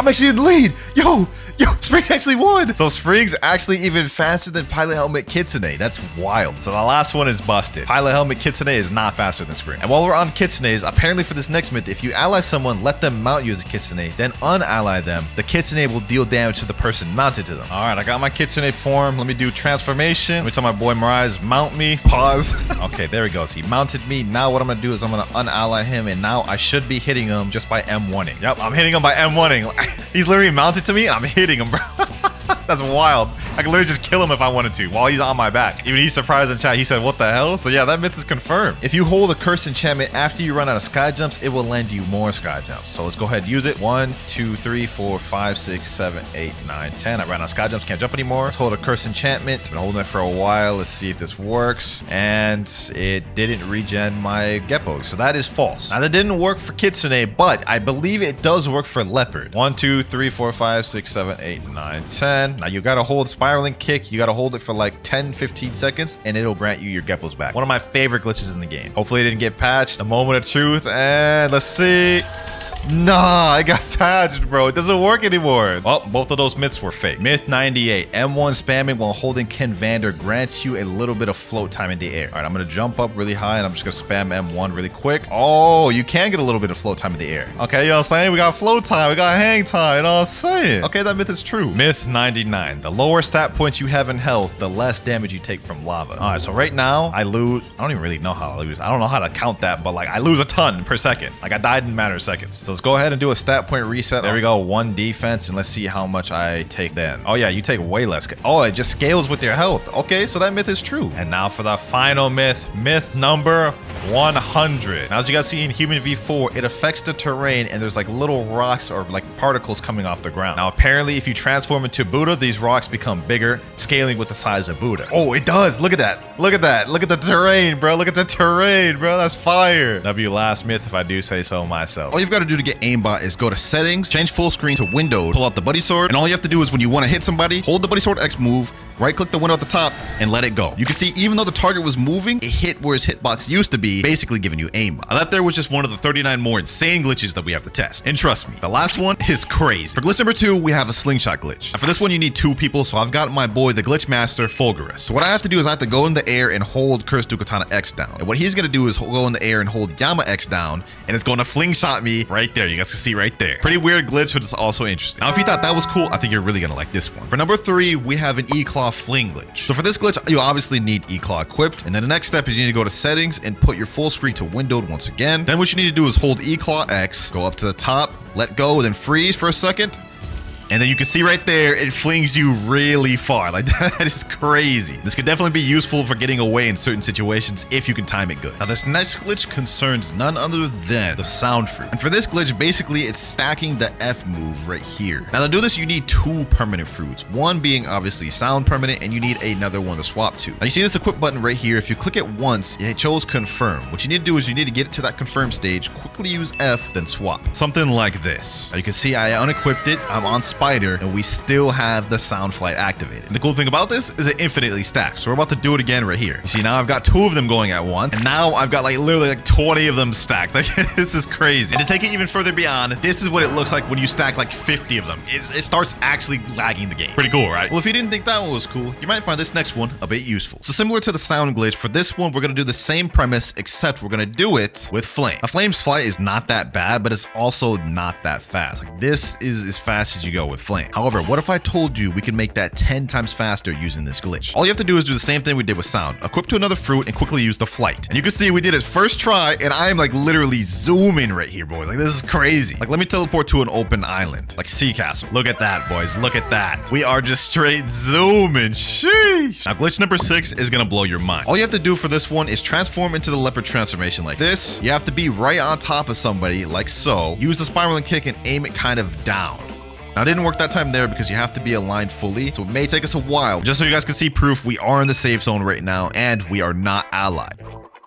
There you go, see right there. Now you can come out and attack them. A perfect trick to use against AFK players. Moving on to glitch number 7, we have another leopard glitch. Now for this one, after using all 10 of your Geppos in air, what you want to do is you want to use spiraling kick, hold it for a little bit, have your camera straight, and you will get all 10 of your Geppos back because it's almost like you're standing on it. I thought they patched this one a while back, but it seems like there's another way to do it. See that? Look at that. Just straight infinite Geppos, boys. Sheesh. Now this next glitch is gonna sound sus, but you could make a Buddha ride a dragon. Yeah, I know that sounds was crazy. But let me show you how. So for this one, you also need 2 people, and I actually don't know how to perform this one. So my boy Fufu is going to show me how to do it here. So he's got the flamingo flight right now, and he's going to mount me on the flamingo flight with him. And then he's going to quickly swap over to a different fruit. Now you can see he swapped over the dragon, and then he said, just wait for meter now. Now for me, what I'm going to do is I'm going to switch over to Buddha while he waits for his dragon meter to go up. Now that he's full, we can see he's about to transform right here, boys. This is about to look crazy. See that right there? I'm literally in his mouth. Like, I told y'all this is a sus one. Now the piece de resistance. Sheesh. We have a Buddha riding the head of a dragon. Okay, yeah, this glitch is really sus, I'm not gonna lie, but there it is. There's how you do it. But if you want to take it a step further, what you have to do is you have to ally the person you're riding, and now we have a dual team attack. He could just fly me by somebody, and I could just straight attack him with anything. Soul Guitar moves, any move you want. Twilight of the Gods, like this is straight destruction right here. Low-key an OP glitch if you actually abuse this. Now, being able to ride on a dragon is cool enough, but for glitch number 9, you can also do it with Mammoth. Let me show you. All right, here we go. He was able to do it this time. He's got the Mammoth F, and now we are just straight flying in the air with this thing. Sheesh. Let me switch back over to Buddha. Look at that, boys. Look at that. That is actually so cursed. That is actually so cursed, boys. But this is a perfect glitch for trolling. Like, imagine you just pull up as a flying mammoth. They ain't gonna know what to do. Now moving on to glitch number 10. And for this one, you need to be in a server that has high ping to make it easier. Once you're in a high ping server, you need to have the love fruit permanent, equip it, do the same thing we did with the love flight earlier. Now you can see we are in Flamingo, but I can't move because I did the glitch, right? Now we have Ghost equipped while we are in Flamingo flight. What we're gonna do is we're gonna use Ghostbusters and something cool is gonna happen. All right, here we go. Let's use our ultimate. And now we have right here, all the Ghostbusters are literally flying Flamingo flights. They're using 2 fruits at once. Look at that. Look at them, boys. He posing out here. And while we're on the Flamingo flight, for our next glitch, number 11, you could use multiple moves while on Flamingo flight. Now, normally, as you guys can see right here, you can only use love moves while on Flamingo flight. All the other icons down at the bottom are grayed out, meaning I can't click on E-Claw, my other weapons or guns. However, my friend Fufu found the glitch to where you're able to. Now, I don't know how to do the glitch, and I wouldn't be able to anyways because you need a controller to do it. But you can see in this clip right here, he's clearly flying on the Flamingo flight. He's able to use his Cursed Dual Katana moves, his Dragon Talon moves, and Soul Guitar moves all at once while being able to use the love moves as well. This is kind of OP and low-key too toxic, so I'm not going to show y'all how to do that one, but it's there nonetheless. For glitch number 12, this one can actually get you banned, so tread lightly. So to do this one, what you need is you need to have E-Claw equipped as well as Convander, and you also need to pull out a trusty auto clicker. Once you activate your auto clicker, you guys can see I'm clicking right now. What you want to do is you want to swap between Convander and Electric Claw as fast as you can. And basically, you guys can see right here, I'm constantly swapping, which is allowing me to float. And if you do this long enough, you will be kicked from the game, which we're going to try to showcase right now. You guys can see right there, you were kicked from the experience. Stop trying to lag the server or you will be banned. That's crazy. Useless glitch, but it's honestly cool to see that this actually could get you banned. Moving on though, for glitch number 13, we have another aimbot glitch. So you remember earlier in the video where I did it with the buddy suit? Well, there's actually more things you can use it with. In this case, we're going to be using the spider fruit. And in order for this to work, you need to have the C move unawakened. So it's got to be overheated sniper instead of the awakened version. And obviously, same as the buddy sword, you need to have the full screen at the windowed. So we've got a moving target now. Let's see how this works. All right, overheated sniper. Boom. There you guys go. He hit him even though he was moving. Now, glitch number 14 is a bit of a goofy one. Now, to do this, you need pole V1. And what you got to do is you have to equip and unequip pole V1 while doing lightning rain real quick. So we're going to try to time it over here. Unequip. Lightning rain. Okay, I wasn't able to time it that time. Let's try it one more time. We have to unequip and press X right at the same time. Okay, this time my character got stuck, which means I need to reset, try again. But you know what they say, boys? Third time's a charm. I asked him in chat. He says you have to unequip first, then press the move really quick. So we're gonna try it one more time. Let's see how it goes. All right. There we go. I got it. So once you're in this pose right here after unequipping it, this is where it begins. So you can see my hands up right now. So if I were to pull out something like a fruit, you can see the fruit is just spinning, bro. Same thing if I pull out a gun. My gun is literally just swinging it around town right now, bro. So yeah, like I said, this one is definitely a more goofy one. Hold on. What if I try this with like the kitsune fruit, bro? I wonder how that looks. That's funny as hell, bro. Oh, you know what fruit I gotta do it with, boys? I gotta do it for the memes. Spin fruit, spinning. Sheesh, bro. Who would have thought, man? This actually might be one of my favorite glitches. This is just funny. Very hard to time, though. Now, this next one is not so much of a glitch, but an interesting fact. So we all know what mastery does in this game. The higher mastery you have on an item, weapon, fighting style, or fruit, the more damage you deal. But what if I told you it wasn't that simple? This is gonna sound confusing, and I don't know if this is a glitch, but the mastery doesn't depend on the attack you're using, but it depends on what weapon you're holding. So let me give give you an example. On my soul guitar, I have 385 mastery. So if I do an M1 on somebody while holding the soul guitar, it does 1065 damage. However, if I tab out of soul guitar as the M1's going, look at the damage now. M1 on tab out, it only does 854. And the same thing applies for moves. If I use soul guitar X and hold soul guitar X the entire time, you guys can see the damage is a lot. I mean, that's almost 4,000 damage. Now let's do that same move, but this time I'll stop holding soul guitar in the middle of the move. You see right here, now the damage is much less. So the mastery scaling doesn't just apply to the attack in general, it only applies if you're holding out the weapon, fighting style, or fruit while the attack's going on. But glitch number 16 gets a little more interesting if you ask me. So once again, for this one, you need two different people, one person with the spiky trident and one person with Phoenix. In this case, I'm going to be the Phoenix. So what the Phoenix user needs to do is transform into blazing plumage. Now what we need to do is we need to go by the ocean to the guy that has a spiky trident, look down, and hold Phoenix X. Now, you guys can see right there, when he uses spiky trident X, it glitches you, pushes you through the map. It just goes crazy. And depending on what angle you're at, it can actually react differently. Like in this clip of my friend doing it here, you guys can see it actually teleported him to the water instead of teleporting to the land like it did for us. But if you didn't think that Phoenix glitch was interesting, I've got another one for you. So with this glitch, you'll be able to use the Phoenix transformation moves without even having to be in the transformation itself. And it's honestly really simple. All you've got to do is pull out a smoke fruit. You guys can see it's in my backpack. And as soon as you press blazing plumage, you pull out the smoke fruit. You guys can see here, now I am invisible. And as you guys can see, we have literally all of the awakened moveset right here. Flame Exodus, this is the awakened one, right? M1, we have Swift Flight right here, which is an awakened moveset, and I'm not even in transformation. Only caveat though is if you use cremation flames, it'll put you in transformation and deactivate it. Definitely a good glitch to troll people with. Moving on though, for glitch number 18, we have a way to glitch boats on land. All you need for this is to have the barrier fruit. I have it right here, so let's go ahead and equip. What you need to do is you need to use the X move while sitting at the same time to glitch the boat on land. So we're gonna try to time this as good as we can. Let's see. Here we go. Let's do it right here. There we go. We got the boat glitched on land. So you have to kind of sit first, jump, and then you have to aim it right there. However, this isn't the best place to do it. So we're gonna go to Sea Castle so you guys can see a better demonstration. Here we go. We got the miracle boat. I'm gonna have my boy Fufu do it since he's more consistent at it. And then you guys can see right there, he got the boat on land. And this thing is buggy as hell. Like, hold on, let me just try to ride this thing. This is about to be buggy as hell, boys. And you can keep doing this glitch to get it even higher and higher and get the boat basically wherever you want it. Only problem is when you get it on land, it starts doing this. Like what the hell is bro doing? And while we're on the topic of boats, this next glitch actually lets you fly a boat. Now to do this one is super easy. All you gotta do is just spawn the boat, go in Phoenix Flight, and try to sit as you activate the Phoenix Flight. You can see my boy Fufu is doing it right now. May take a few tries, you may get flung a few times, but once you get it, you'll be flying pretty. Here he goes, he's about to do it right now. It's all about the timing. Gotta sit and use the flight at the same time. There he goes right there. Now we have a flying boat. Look at that. You can roll up on people in the air. Like, look at this, bro. Sheesh. Drive-by. You can do drive-bys in this game, man. Honestly, a crazy glitch. But if by chance you didn't think that was crazy, let me show you what you can do with this. This next one allows you to scoop players out of safe zone with the flight boat glitch. So just to show y'all guys, I'm in combat right now. I'm gonna reset so we can be in safe zone. Say you're an AFK player just standing right here, right? He's gonna swoop me up out of safe zone. All he's gotta do is just position the boat like this, and it literally puts you in there, and they can just put you out of safe zone and kill you like this. But moving on to glitch number 21, this one is gonna be game changing. So we all know about Admin Uzoth and his ability to use OP Fun, which basically makes it to where you have no cooldowns and can spam abilities constantly. But what if I told you that there was a glitch that grants you OP Fun? Well, kind of. So in order to do this, you need to leave a game and rejoin to a brand new server. Now the timing is kind of hard for this, so you may have to do this multiple times. But once you join a server, what you have to do is you have to go to items, go all the way down to the GT sword, and before you click equip, quickly tab in and tab out of the number where your sword is on the hotbar. So it should go something like this, like that. How you know you did it correctly is the weapon down below will be highlighted blue, but there will be no HUD or UI on the right. Now to demonstrate this ability, you guys can see right here, GTX, I'm able to spam it multiple times over, basically giving me OP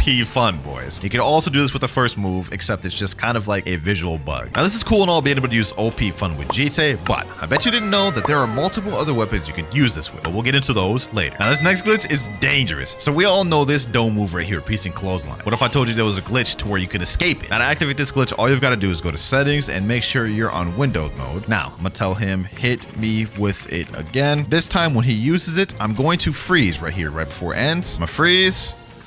That way I can escape from it and he's not able to combo extend, just like you guys saw right there. This is honestly like a dough neutralizer, which is crazy. I hope this doesn't get patched soon because I just may have used this one myself. Glitch number 23 isn't as useful as the other one, but it's still good for trolling. So if you use a control area and hit someone with a gamma rush and then leave the game as soon as the gamma rush hits, then rejoin, you guys will see once we rejoin the server, he is now stuck in this place. Man just gotta sit there and take it. Yes, sir. Ain't no escaping this.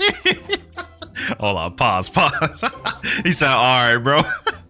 This is how it looks on the receiving end. So he's about to hit me with the gamma rush and instantly leave. And I am stuck. I can't even dash. I can't even do anything. Moving on though, this next glitch, we have an immortal NPC glitch. Now to do this glitch, all you need to do is equip the love fruit. And once you got the love fruit equipped, then you have to go to an NPC. For our demonstration, we're going to use an elite pirate. And there the elite pirate is right here. Now what I'm going to do is I'm going to go up to this elite pirate and force him on my flamingo ride. Then what we have to do is we have to take him all the way to a safe zone. Now essentially what this glitch is doing is it's confusing the game. Normally after an NPC gets too far from a spawn point, it despawns. But as you can see, the NPC has not despawned and now it can't even be hit. Fufu is trying to hit the NPC, but it's just become invincible. This is honestly a scary glitch because if you get enough people to do this, you could make a quest nearly impossible to do. It's like the ultimate troll. Now glitch number 25 is a portal glitch that will actually get you kicked from the game. So all you have to do is you have to go to the Blox gacha or get a notifier. However way you got to get a physical fruit, it needs to be droppable though. You got a ghost fruit. All right, now what we have to do is we have to place the fruit on the ground, drop it. We have to be at the perfect distance. I'm gonna say right here should be fine. Now we're gonna use Dimensional Rift. Okay, looks like I was a bit too close because you don't want to pick up the fruit. You want the fruit to be on the ground when you go into the Dimensional Rift. So we're gonna have to retry this. Essentially what we're trying to do is we're trying to trick the game and make it think I'm picking up the fruit even though I'm still not close enough to pick up the fruit as I'm going into my dimension. And then it's supposedly supposed to kick from the game. So let's try it one more time. There we go. Disconnected, kick from the experience. Works every time. Although I don't know why it kicks you. It's just, it's kind of weird. Now this next glitch, I guarantee you're gonna find useful in PvP. So for this one, you need God Human and you're gonna use Soaring Beast, but flick your screen up and down while staying in the air. It's gonna go something like this.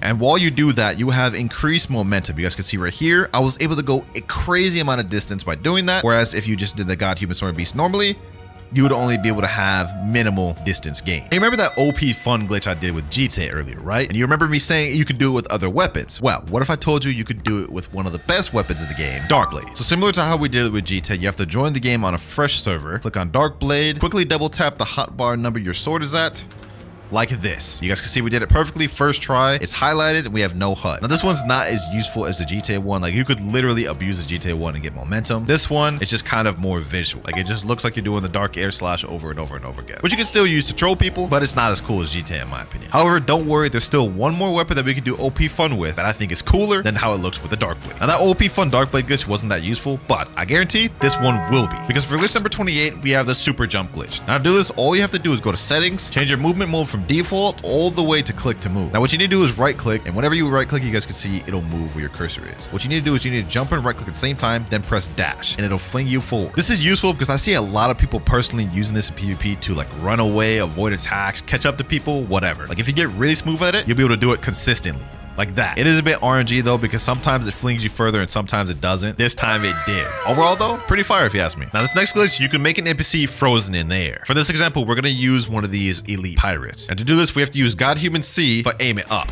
Right after you have to do that, you have to transport to any island other than Hydra Town or wherever the elite pirate is. And then you teleport back and they should be stuck in the air. All right, let's teleport back to Hydra Town. Let's see if it worked. And it didn't work for me. For some reason, it's not working when I try to do it. However, my friend just took a clip of it working when he did it. You guys can see in this clip right here, the elite pirate is stuck in the air, just floating there, and he's invincible. You can't even attack him. You can't do anything. So you could literally make it to where people can't farm elite pirates in the server and force them to hop. That's toxic. Glitch number 30, Cyborg super jumps. We're almost at the end. Now, normally in Cyborg V4, you already have these jumps right here, which are not bad. They go far. I'm not gonna lie. But what if I told you you could easily double the length they go? All you have to do is pull out Soul Guitar, and whenever you jump, M1 with the Soul Guitar. And when you do that, it'll increase the distance a lot. Look at that. That is a Soul Guitar jump. This is a normal jump.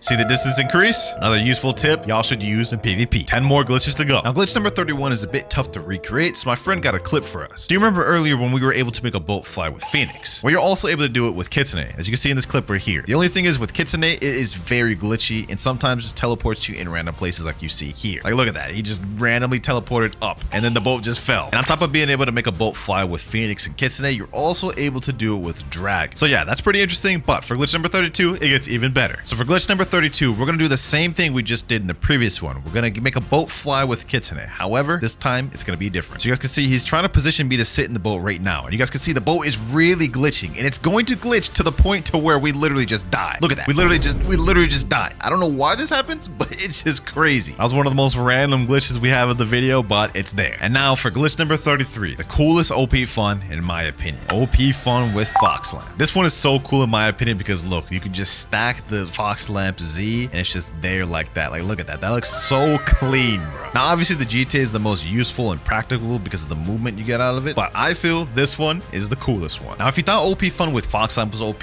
trust me, it gets even better because for glitch number 34, it's also possible to do OP fun with the flame fruit. Now this one's the hardest to do out of all of them, but you can see my friend was able to complete it right here. Now this one is just a visual, but he's able to do the C move multiple times. He's about to showcase that right here. You can see right here, look at this. OP fun with flame. Man's actually moving like Uzoth out here, dog.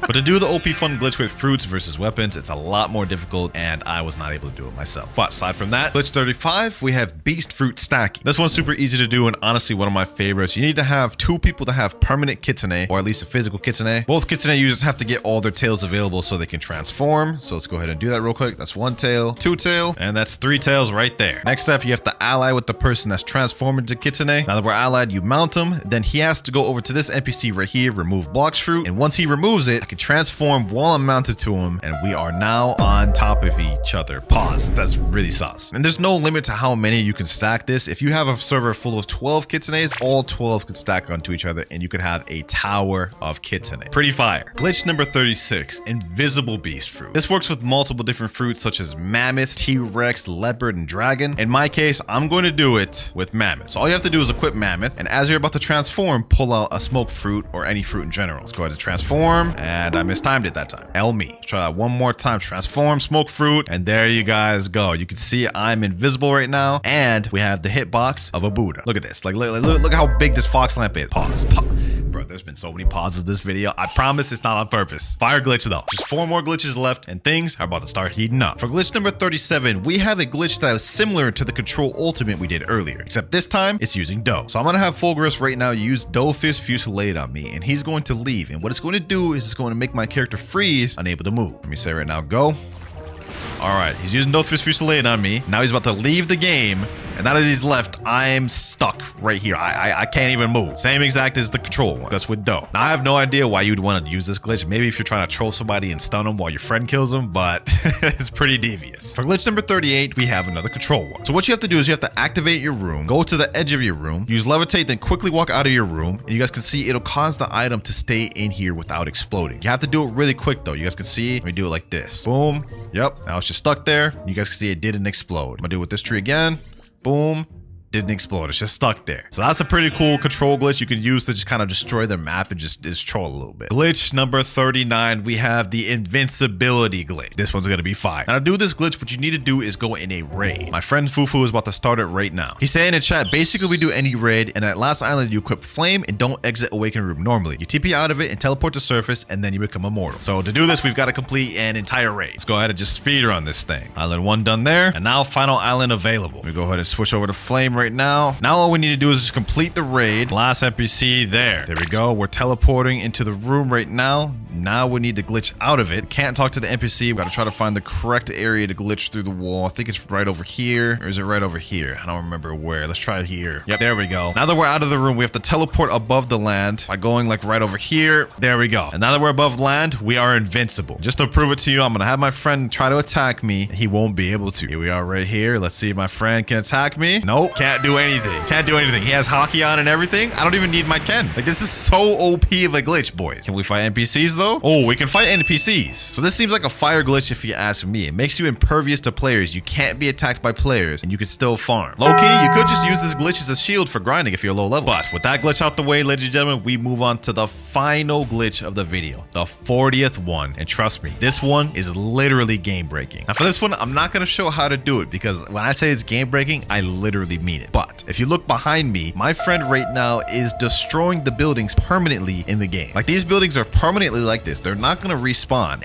You could mess up the entire map like this if you chose. It's honestly insane. All right, hold on. Let's just have some fun with this. He's got a bunch of these little buildings out. Let's transform into mammoth and just start messing around with these things. Like, look at this. You could just like play like this a sandbox game with these buildings, bro. This is crazy. Like, bro, look at just the straight havoc we're causing. We're like literally messing up the entire map. Just all types of buildings everywhere. And this isn't even the worst. Like, look at Cafe. All these buildings just chilling everywhere. You can't tell me this glitch ain't insane. I wasn't joking when I said it was game breaking. We all know about the Blox fruits gotcha. The first time you see him is at the jungle, and when you get to level 50, you can talk to this NPC here and get a fruit. But what if I told you that he didn't used to always look like this? Back in the earlier updates of Blox fruits, he instead used to be called the Blox fruits dealer cousin. Even though he's in the same location here, he used to look completely different, as you guys can see. A Blox fruits dealer cousin does the exact same thing as the Blox fruits gotcha. It's just the name and outfit are different. But I think we can all agree that the OG Blox fruits dealer cousin definitely has the better fit compared to Zeola's. Now, if you thought that was cool, then you're gonna want to stick around in the video, because later on I expose one of the most insane things ever that got removed. But before we get into that, let's get into the second removed thing of the video, the worst fruit in the game. Now, players who recently joined the game during update 20 would recognize the worst fruit in the game as the rocket fruit. But OG players know that if the worst fruit in the game didn't used to be rocket, in fact, rocket didn't even used to be in the game at all. What used to be in the game was this fruit right here, the kilo fruit. And basically, as the name implies, it allows you to increase your weight by kilos. It had 4 different moves: 10,000 kilograms, 20,000 kilograms, 50,000 kilograms, and light. And as you can see here in this clip, every single move just basically launches you to the ground. Apart from the final move, which was lighten, and all that move does is just basically make you fly. Now, we can all agree that the kilo fruit was definitely trash. I mean, the rocket fruit just looks way better, has much better visuals, and just overall dookies on that fruit. But being a player that was able to experience kilo, I definitely do miss it somewhat. But I completely understand why they had to remove it, which is due to copyright, because it was too similar to how it looked in One Piece. Now, chances are a lot of you probably knew about the kilo fruit being removed, but I can guarantee a lot of you don't know this next one. This is a poneglyph from One Piece, and this is a poneglyph in Blox fruits. Yes, you heard that right. Poneglyphs used to actually be in the game. Now, way back before I even started playing Blox fruits, there was actually 2 poneglyphs in Second Sea in 2 different locations. First one being right here in the Snow Mountain, and the second one being on the unnamed island by Graveyard. Now, no player actually knows the origin of these poneglyphs or what they actually even did in Blox fruits. In fact, the only footage I can even find on it is what you see right here from official newbies. Ultimately, though, the poneglyphs had to get removed due to copyright reasons, as it's just way too close to what we see in One Piece. But let me know down in the comments below what you thought the devs would have did with the poneglyphs if they didn't have to remove it. Now, if you didn't know that, you're definitely not going to know about this next one, the rare artifact. Now, the rare artifact was something that got removed in update 11, so it's been gone for years. But how you used to obtain it is you used to have to fight the raid boss Darkbeard, and once you kill him, he has a 100% chance of dropping a rare artifact. And once you've obtained the rare artifact, you can use it to obtain things like Dragon Breath, Kombucha, race changes, or even stat resets, which is honestly pretty cool. But there's a downside to that. To even get a Darkbeard to spawn, you need to get something called a Fist of Darkness. Let's say we finally get one to spawn Darkbeard and get the rare artifact, someone could just jump you right away and then you would lose it because there was no way to store it, which is ultimately why I believe it got removed and replaced for a better system, which we know today as fragments. And for those of you boys who are going to make the argument that the rare artifact is technically not removed from the game since Kid Gaming has it says here on the wiki right here, this is not the same rare artifact Kid Gaming has. This one was removed a couple years ago. So yeah, it's been completely removed. Just like this next thing we're about to go over that I guarantee a lot of you don't know about. So we're all aware about Blox fruit's current PvP enable system. You have to be level 20 to even PvP at all, and if you were to die to a player, you get a 15-minute immunity pass unless you want to enable your PvP right away. But what if I used to tell you it didn't used to be like this at all? Back when the game first released, Blox fruits had no PvP immunity whatsoever. So level 1 players that would join the game would instantly get ganked by high-level players and get spawn killed, making them completely unable to progress, which honestly sounds like a nightmare. So I'm 100% glad that the Blox fruits devs removed that feature. But you know what I'm not happy about? The removal of the old menu system. So nowadays when you join in on Blox fruits, you get to this loading screen, and then after that you get to see the menu screen, which shows a pirate and a marine side. This looks pretty cool, right? But it looked even better before. This is how the menu looked back years ago. We can see for the most part it looks completely the same, except on the pirate side it shows Buggy the Clown, which is a lot more accurate to One Piece, which unfortunately is why they removed it due to copyright, which is not the biggest deal in the world, but I must say I definitely do think the Buggy menu looked a lot cleaner. Speaking of clean, we all know about the ghost fruit this game, right? The visual effects on this thing just look absolutely fire. Like, look at this. These abilities are heat, but the ghost fruit didn't used to always be this clean, because this is what the fruit used to look like in the past. It used to be called the revived fruit, and it was based on Brook's fruit from One Piece. And as you can see here, yeah, the visual effects on this thing just look absolutely dookie. And not only did it get removed because it was super outdated, but it also got removed because, well,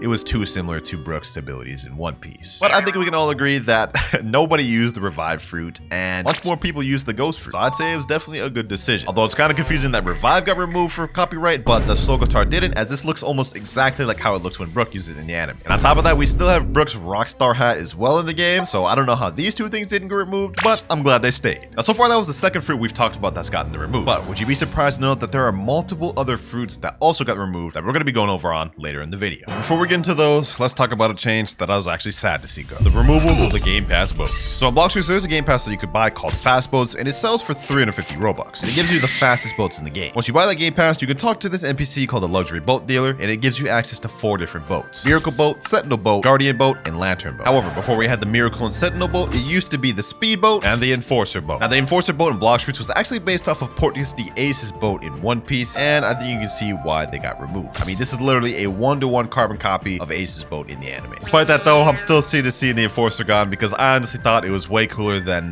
whatever this is here. But this next thing that got removed, I'm actually happy about. Now, we all know what the current fruit models in the game looks like. Whenever you pull out a fruit, you can see it actually looks pretty cool. Most fruits actually have moving animations to them as well. They're overall, like, honestly pretty creative. But this is what they used to look like. They used to be a lot more square and honestly just not really looking that good. But before that even, they also used to look like this. And this was the very first fruit models of how they looked when Blox first came out. And honestly, if you ask me, I'm totally glad that they removed this and the second revision and decided to land on the current fruit models, because this just looks way better. Let's just be real. And speaking of things I'm glad they removed, this next feature I'm doubly glad they did. Blox players now have the luxury of having an inventory to store their fruits, swords, and guns. But what if I told you there was a time where Blox players didn't even have that? Back in the old day of Blox, you couldn't store weapons and fruits in your inventory. What you had to use is what you see on the screen here, which are inventory chests. And there was actually 2 of them for 2 different things. The chest he's going into right here is known as a treasure inventory, where you had to store your fruits that you would trade into. So whenever you'd want to do a trade, you'd have to go in the chest to pull it out to do your trade. And the other chest you had to use to store your accessories, weapons, and guns. Now this sounds like a good feature in theory, but imagine every time you want to trade or, switch PvP fruits, you would have to go back to the chest every single time. Yeah, I'm glad they made the decision to remove that. Unlike this next feature, which I'm actually kind of upset they removed. Now, long before I started playing Blox, there used to be this feature that existed called Free Cam, and you could activate Free Cam by pressing Shift, Control, and P at the same time. What that would do is allow your screen to completely unlock from your character, and as you can see in this clip here, you could completely fly around the entire map. This could help with cinematic scenes, thumbnails, you name it, whether you're a YouTuber or a player. Sadly though, it was completely removed from the game, and if you try doing it right now, it does completely nothing, and only admins have access for it. Devs, come here real quick. I need this feature back, devs. I need this feature back. Like, hear me? I need this feature back, bro. Everybody needs this feature. Moving on from that though, this next thing that got removed might actually surprise you. So we talked about the PvP system earlier being able to gank level 1 players. But what if I told you there was another feature that used to be in the game that also got removed with PvP? Well, in Blox, whenever you kill a player, you can get bounty from them up to 3 times every 3 days. What I mean by this is, let's say you beat someone 2 times, you get bounty twice for them, and the 3rd time you beat them, then any more times you guys 1v1, neither player will get bounty for the next 3 days. This didn't used to always be like this though, ladies and gentlemen. Back in the OG days of Blox, there used to be no limit to how much bounty you could take from a player. Meaning, if you got the chance, you could actually take all of someone's bounty. The devs obviously quickly removed this by adding the 3 out of 3 system, and also made it to where if someone only has 2.5 million bounty, they lose nothing. So all y'all noobs out there, you can't say the devs didn't do anything to help you. Speaking of helping out players, this next feature that got removed did exactly that. So we all know the human race's V3 is called Last Resort, and when you activate it, it allows you to do more damage to the lower health you are, with a maximum of up to 52.5%. But did you know that in the old days of Blox, it actually did something else? Back in the old days, whenever you'd use Last Resort, it would actually take your own health on top of giving you more damage. However, the Blox devs removed this because it literally made humans so dookie to the point where nobody wanted to use it. Which definitely makes this a good feature that got removed, because I honestly would have never touched this race, ever. Now, we all know about the secret room under the cafe in Second C. If you go down in the basement of the cafe, we can see there's this room that says classified in, and you're not able to go inside of it, unless of course you decide to look in and flash step. And we can see this is the Toad room, otherwise known as the King Toad's room, as you can see by the sign right here. Now, if you look at the room in its current shape, you can see it's pretty much destroyed. Like, there's just stuff scattered around everywhere. There's like signs everywhere. There's just random stuff. However, the room didn't used to always be like this. A few years back, the room door used to be completely open, and as we can see, everything is fully organized. I mean, it was a nice looking room that you could get access to without having to glitch inside of it. So yeah, Blox removed the old version of the room and replaced it with this. And I'm not too entirely sure why they decided to remove this, but you're gonna want to remember this King Toad's guy, because later on in the video, we have another thing that got removed that's tied in with him. But before we get into that, we're gonna talk about some more boats that got removed. So in the Second C, if you go outside a cafe and go up to the factory room, instead of going inside it, go on top of it, there'll be an NPC behind it named Cyborg Frankie. And if you talk to him, he'll sell you the 1,000 Sunny ship in exchange for fragments. Or at least that's what he used to do, because they completely removed the Thousand Sunny ship from the game. Now, it wasn't really that bad of a loss. I mean, this ship was really slow and it kind of had low health, so I didn't use it regardless. But I want my fragments back, devs. I want my fragments back. Either that or a replacement for the ship. And while we're still on the topic of ships, there was also another one alongside the Sunny that also got removed. The Swan boat. This was a boat you could obtain in the second sea by defeating the Don Swan boss, and it had a 100% drop chance. So the moment you defeat him, you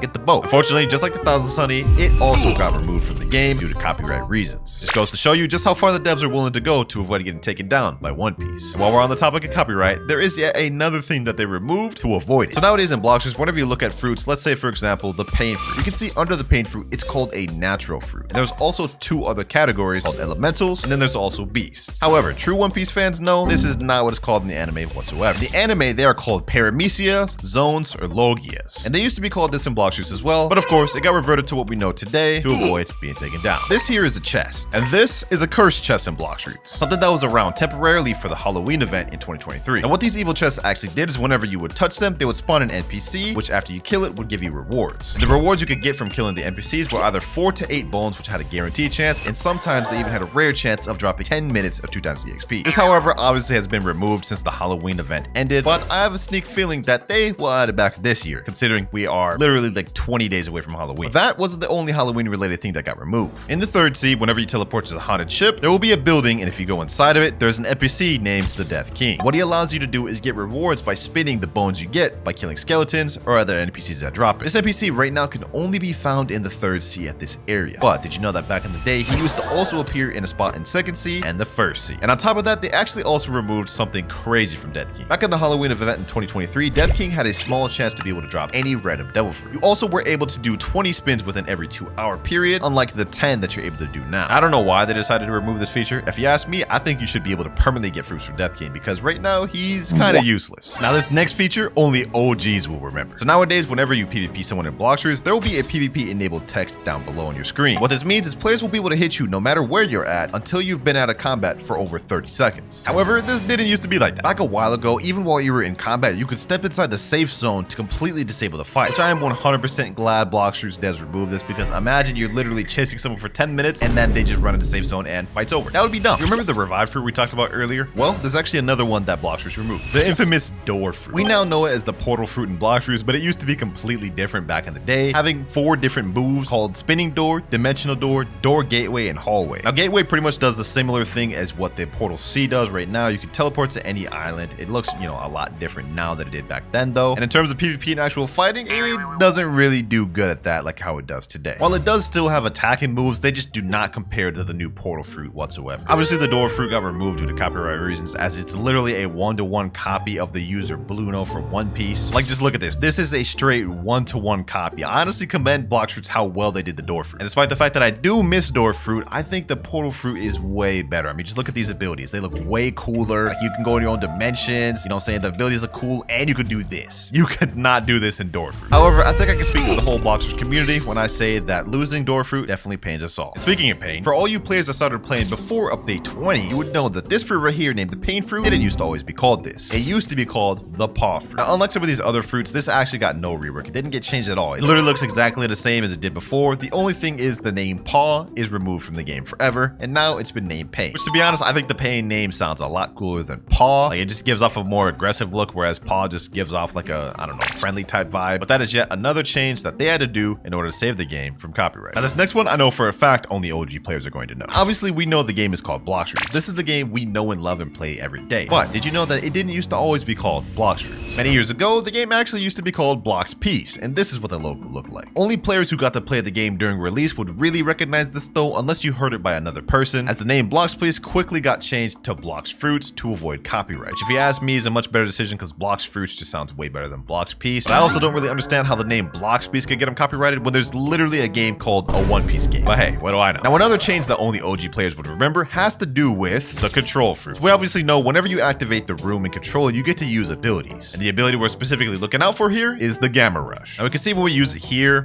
it attacks one person, and then it goes to an AoE attack and attacks everybody else in the room. You can see here when it ends, the room is still here. However, back in the day, whenever you would use Gamma Rush, you guys can see it makes the room significantly smaller, and what's more, after the Gamma Rush ended, it would completely make the room disappear. I have no clue why they decided to change and revert it, but I also support it because control is one of my favorite fruits in the game, and if I had to reactivate room anytime I use Gamma Rush, I'd actually be upset. Now, another thing that got removed in Blox fruits is the North Pole Island. Well, kind. Now, of course, if you go in third sea, it'll still be there, except interestingly enough, it's not an island that you can directly teleport to. In order to get it the fastest way, you need to teleport to Chocolate Land, and there it'll be right there, the North Pole. Now, while this island is still here in third sea, it used to be in second and first sea, but it got removed completely from there. And along with the North Pole, there was also two things that got removed as well. One of which was the Christmas gift event. Basically, how it would work is every hour you'd meet up in this circle in the middle of the island, a big present would fall on the ground, and when you'd open it, you'd get a fruit. This, however, got completely removed and it is no longer in the game. But who knows, maybe we'll see it return again this year. Now, aside from the gift box event, there was also another thing that disappeared, the Santa Claus NPC. There used to be an NPC named Santa Claus that would be right here during the event, and he actually sold 3 different things that you could buy: the elf hat, Santa hat, and coolest of all, the sleigh, a custom boat that is no longer obtainable. Obviously, when Santa Claus disappeared, all 3 of these items became unobtainable as well with him, meaning for any accounts that already have all these items, you have it unobtainable. But I hope for my sake, it comes back this year because I don't have any of those exclusive items, and I also don't have the sleigh, which I really want to get. Now, this next thing was something I was really sad to see go, but there was no other choice. About a year ago, there was an insane glitch that had to do with the spirit fruit that almost everyone was abusing. What I'm talking about, of course, is the spirit speed glitch, a glitch like everybody a year ago was abusing. Now, how this works is you need to have 2 permanent fruits, one of them being permanent spirit and another one. And what you do is you summon the little spirit homies specifically on the blue side to get the speed boost, and then once you've summoned all of them and got the speed boost, quickly switch over to a permanent fruit, which will make it so where the speed boost stays even though you're no longer on spirit. The crazy thing about it is it's stackable, so it allowed you to go to crazy speeds like this. And if you did it even more, anti-cheat would start kicking in, and you may even get kicked from the game. I loved abusing this glitch in my free time. I never actually used it in PvP. That'd be crazy, but sadly, I can't do it anymore. Moving on to the next thing, though, we're going to be talking about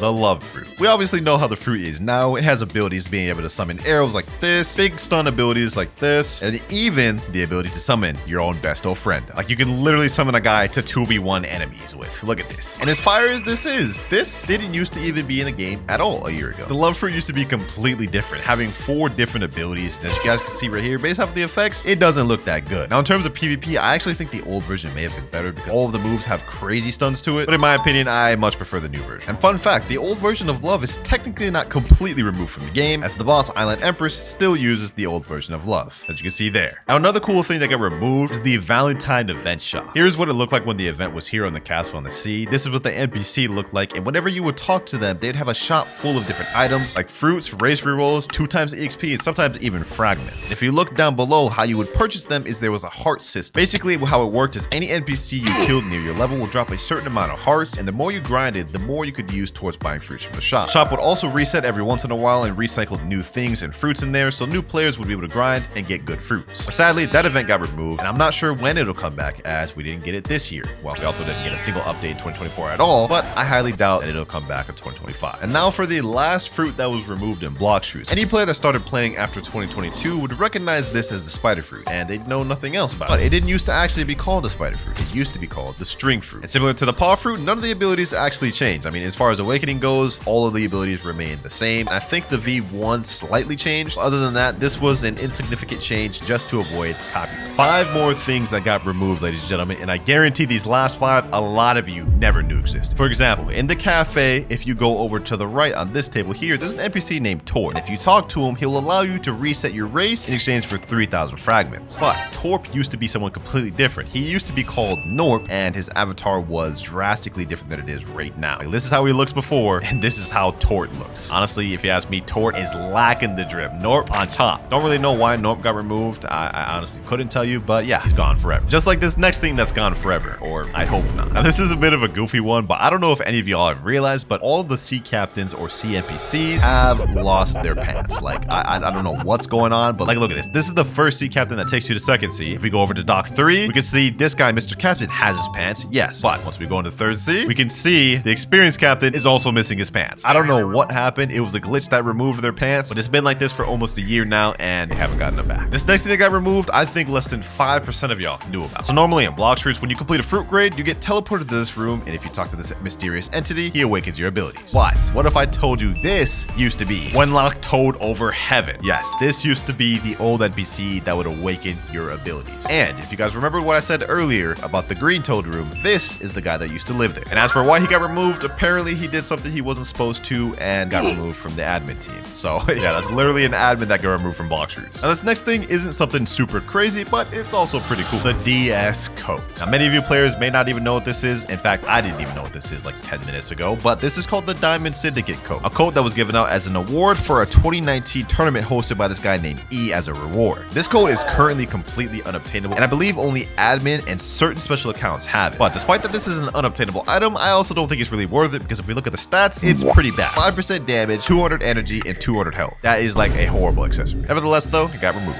And now the final thing that's gotten removed from Blox Roots forever, and this one is insane. There used to be a glitch in Blox Roots that would teleport you to a world called the Pillar World. And this was a world that used to be only obtainable by admins. However, back in the early updates of the game, you could see some players found a way to glitch in there. And what's interesting about this place is once you're in there would be no way to get out. Even if you were to reset or leave the game and join that same server, you would still be in the Pillar World. The only way to escape it would be to join a completely different server. This glitch is honestly insane because they're literally in an admin only area that they found a way to glitch into it. Sadly, this was completely removed from the game and this isn't even accessible anymore. I don't even think by admins. There you have it though, ladies and gentlemen. That is every major thing that Blox Roots has ever removed, at least according to my knowledge. Let me know which one was your favorite and comment down which one you missed the most.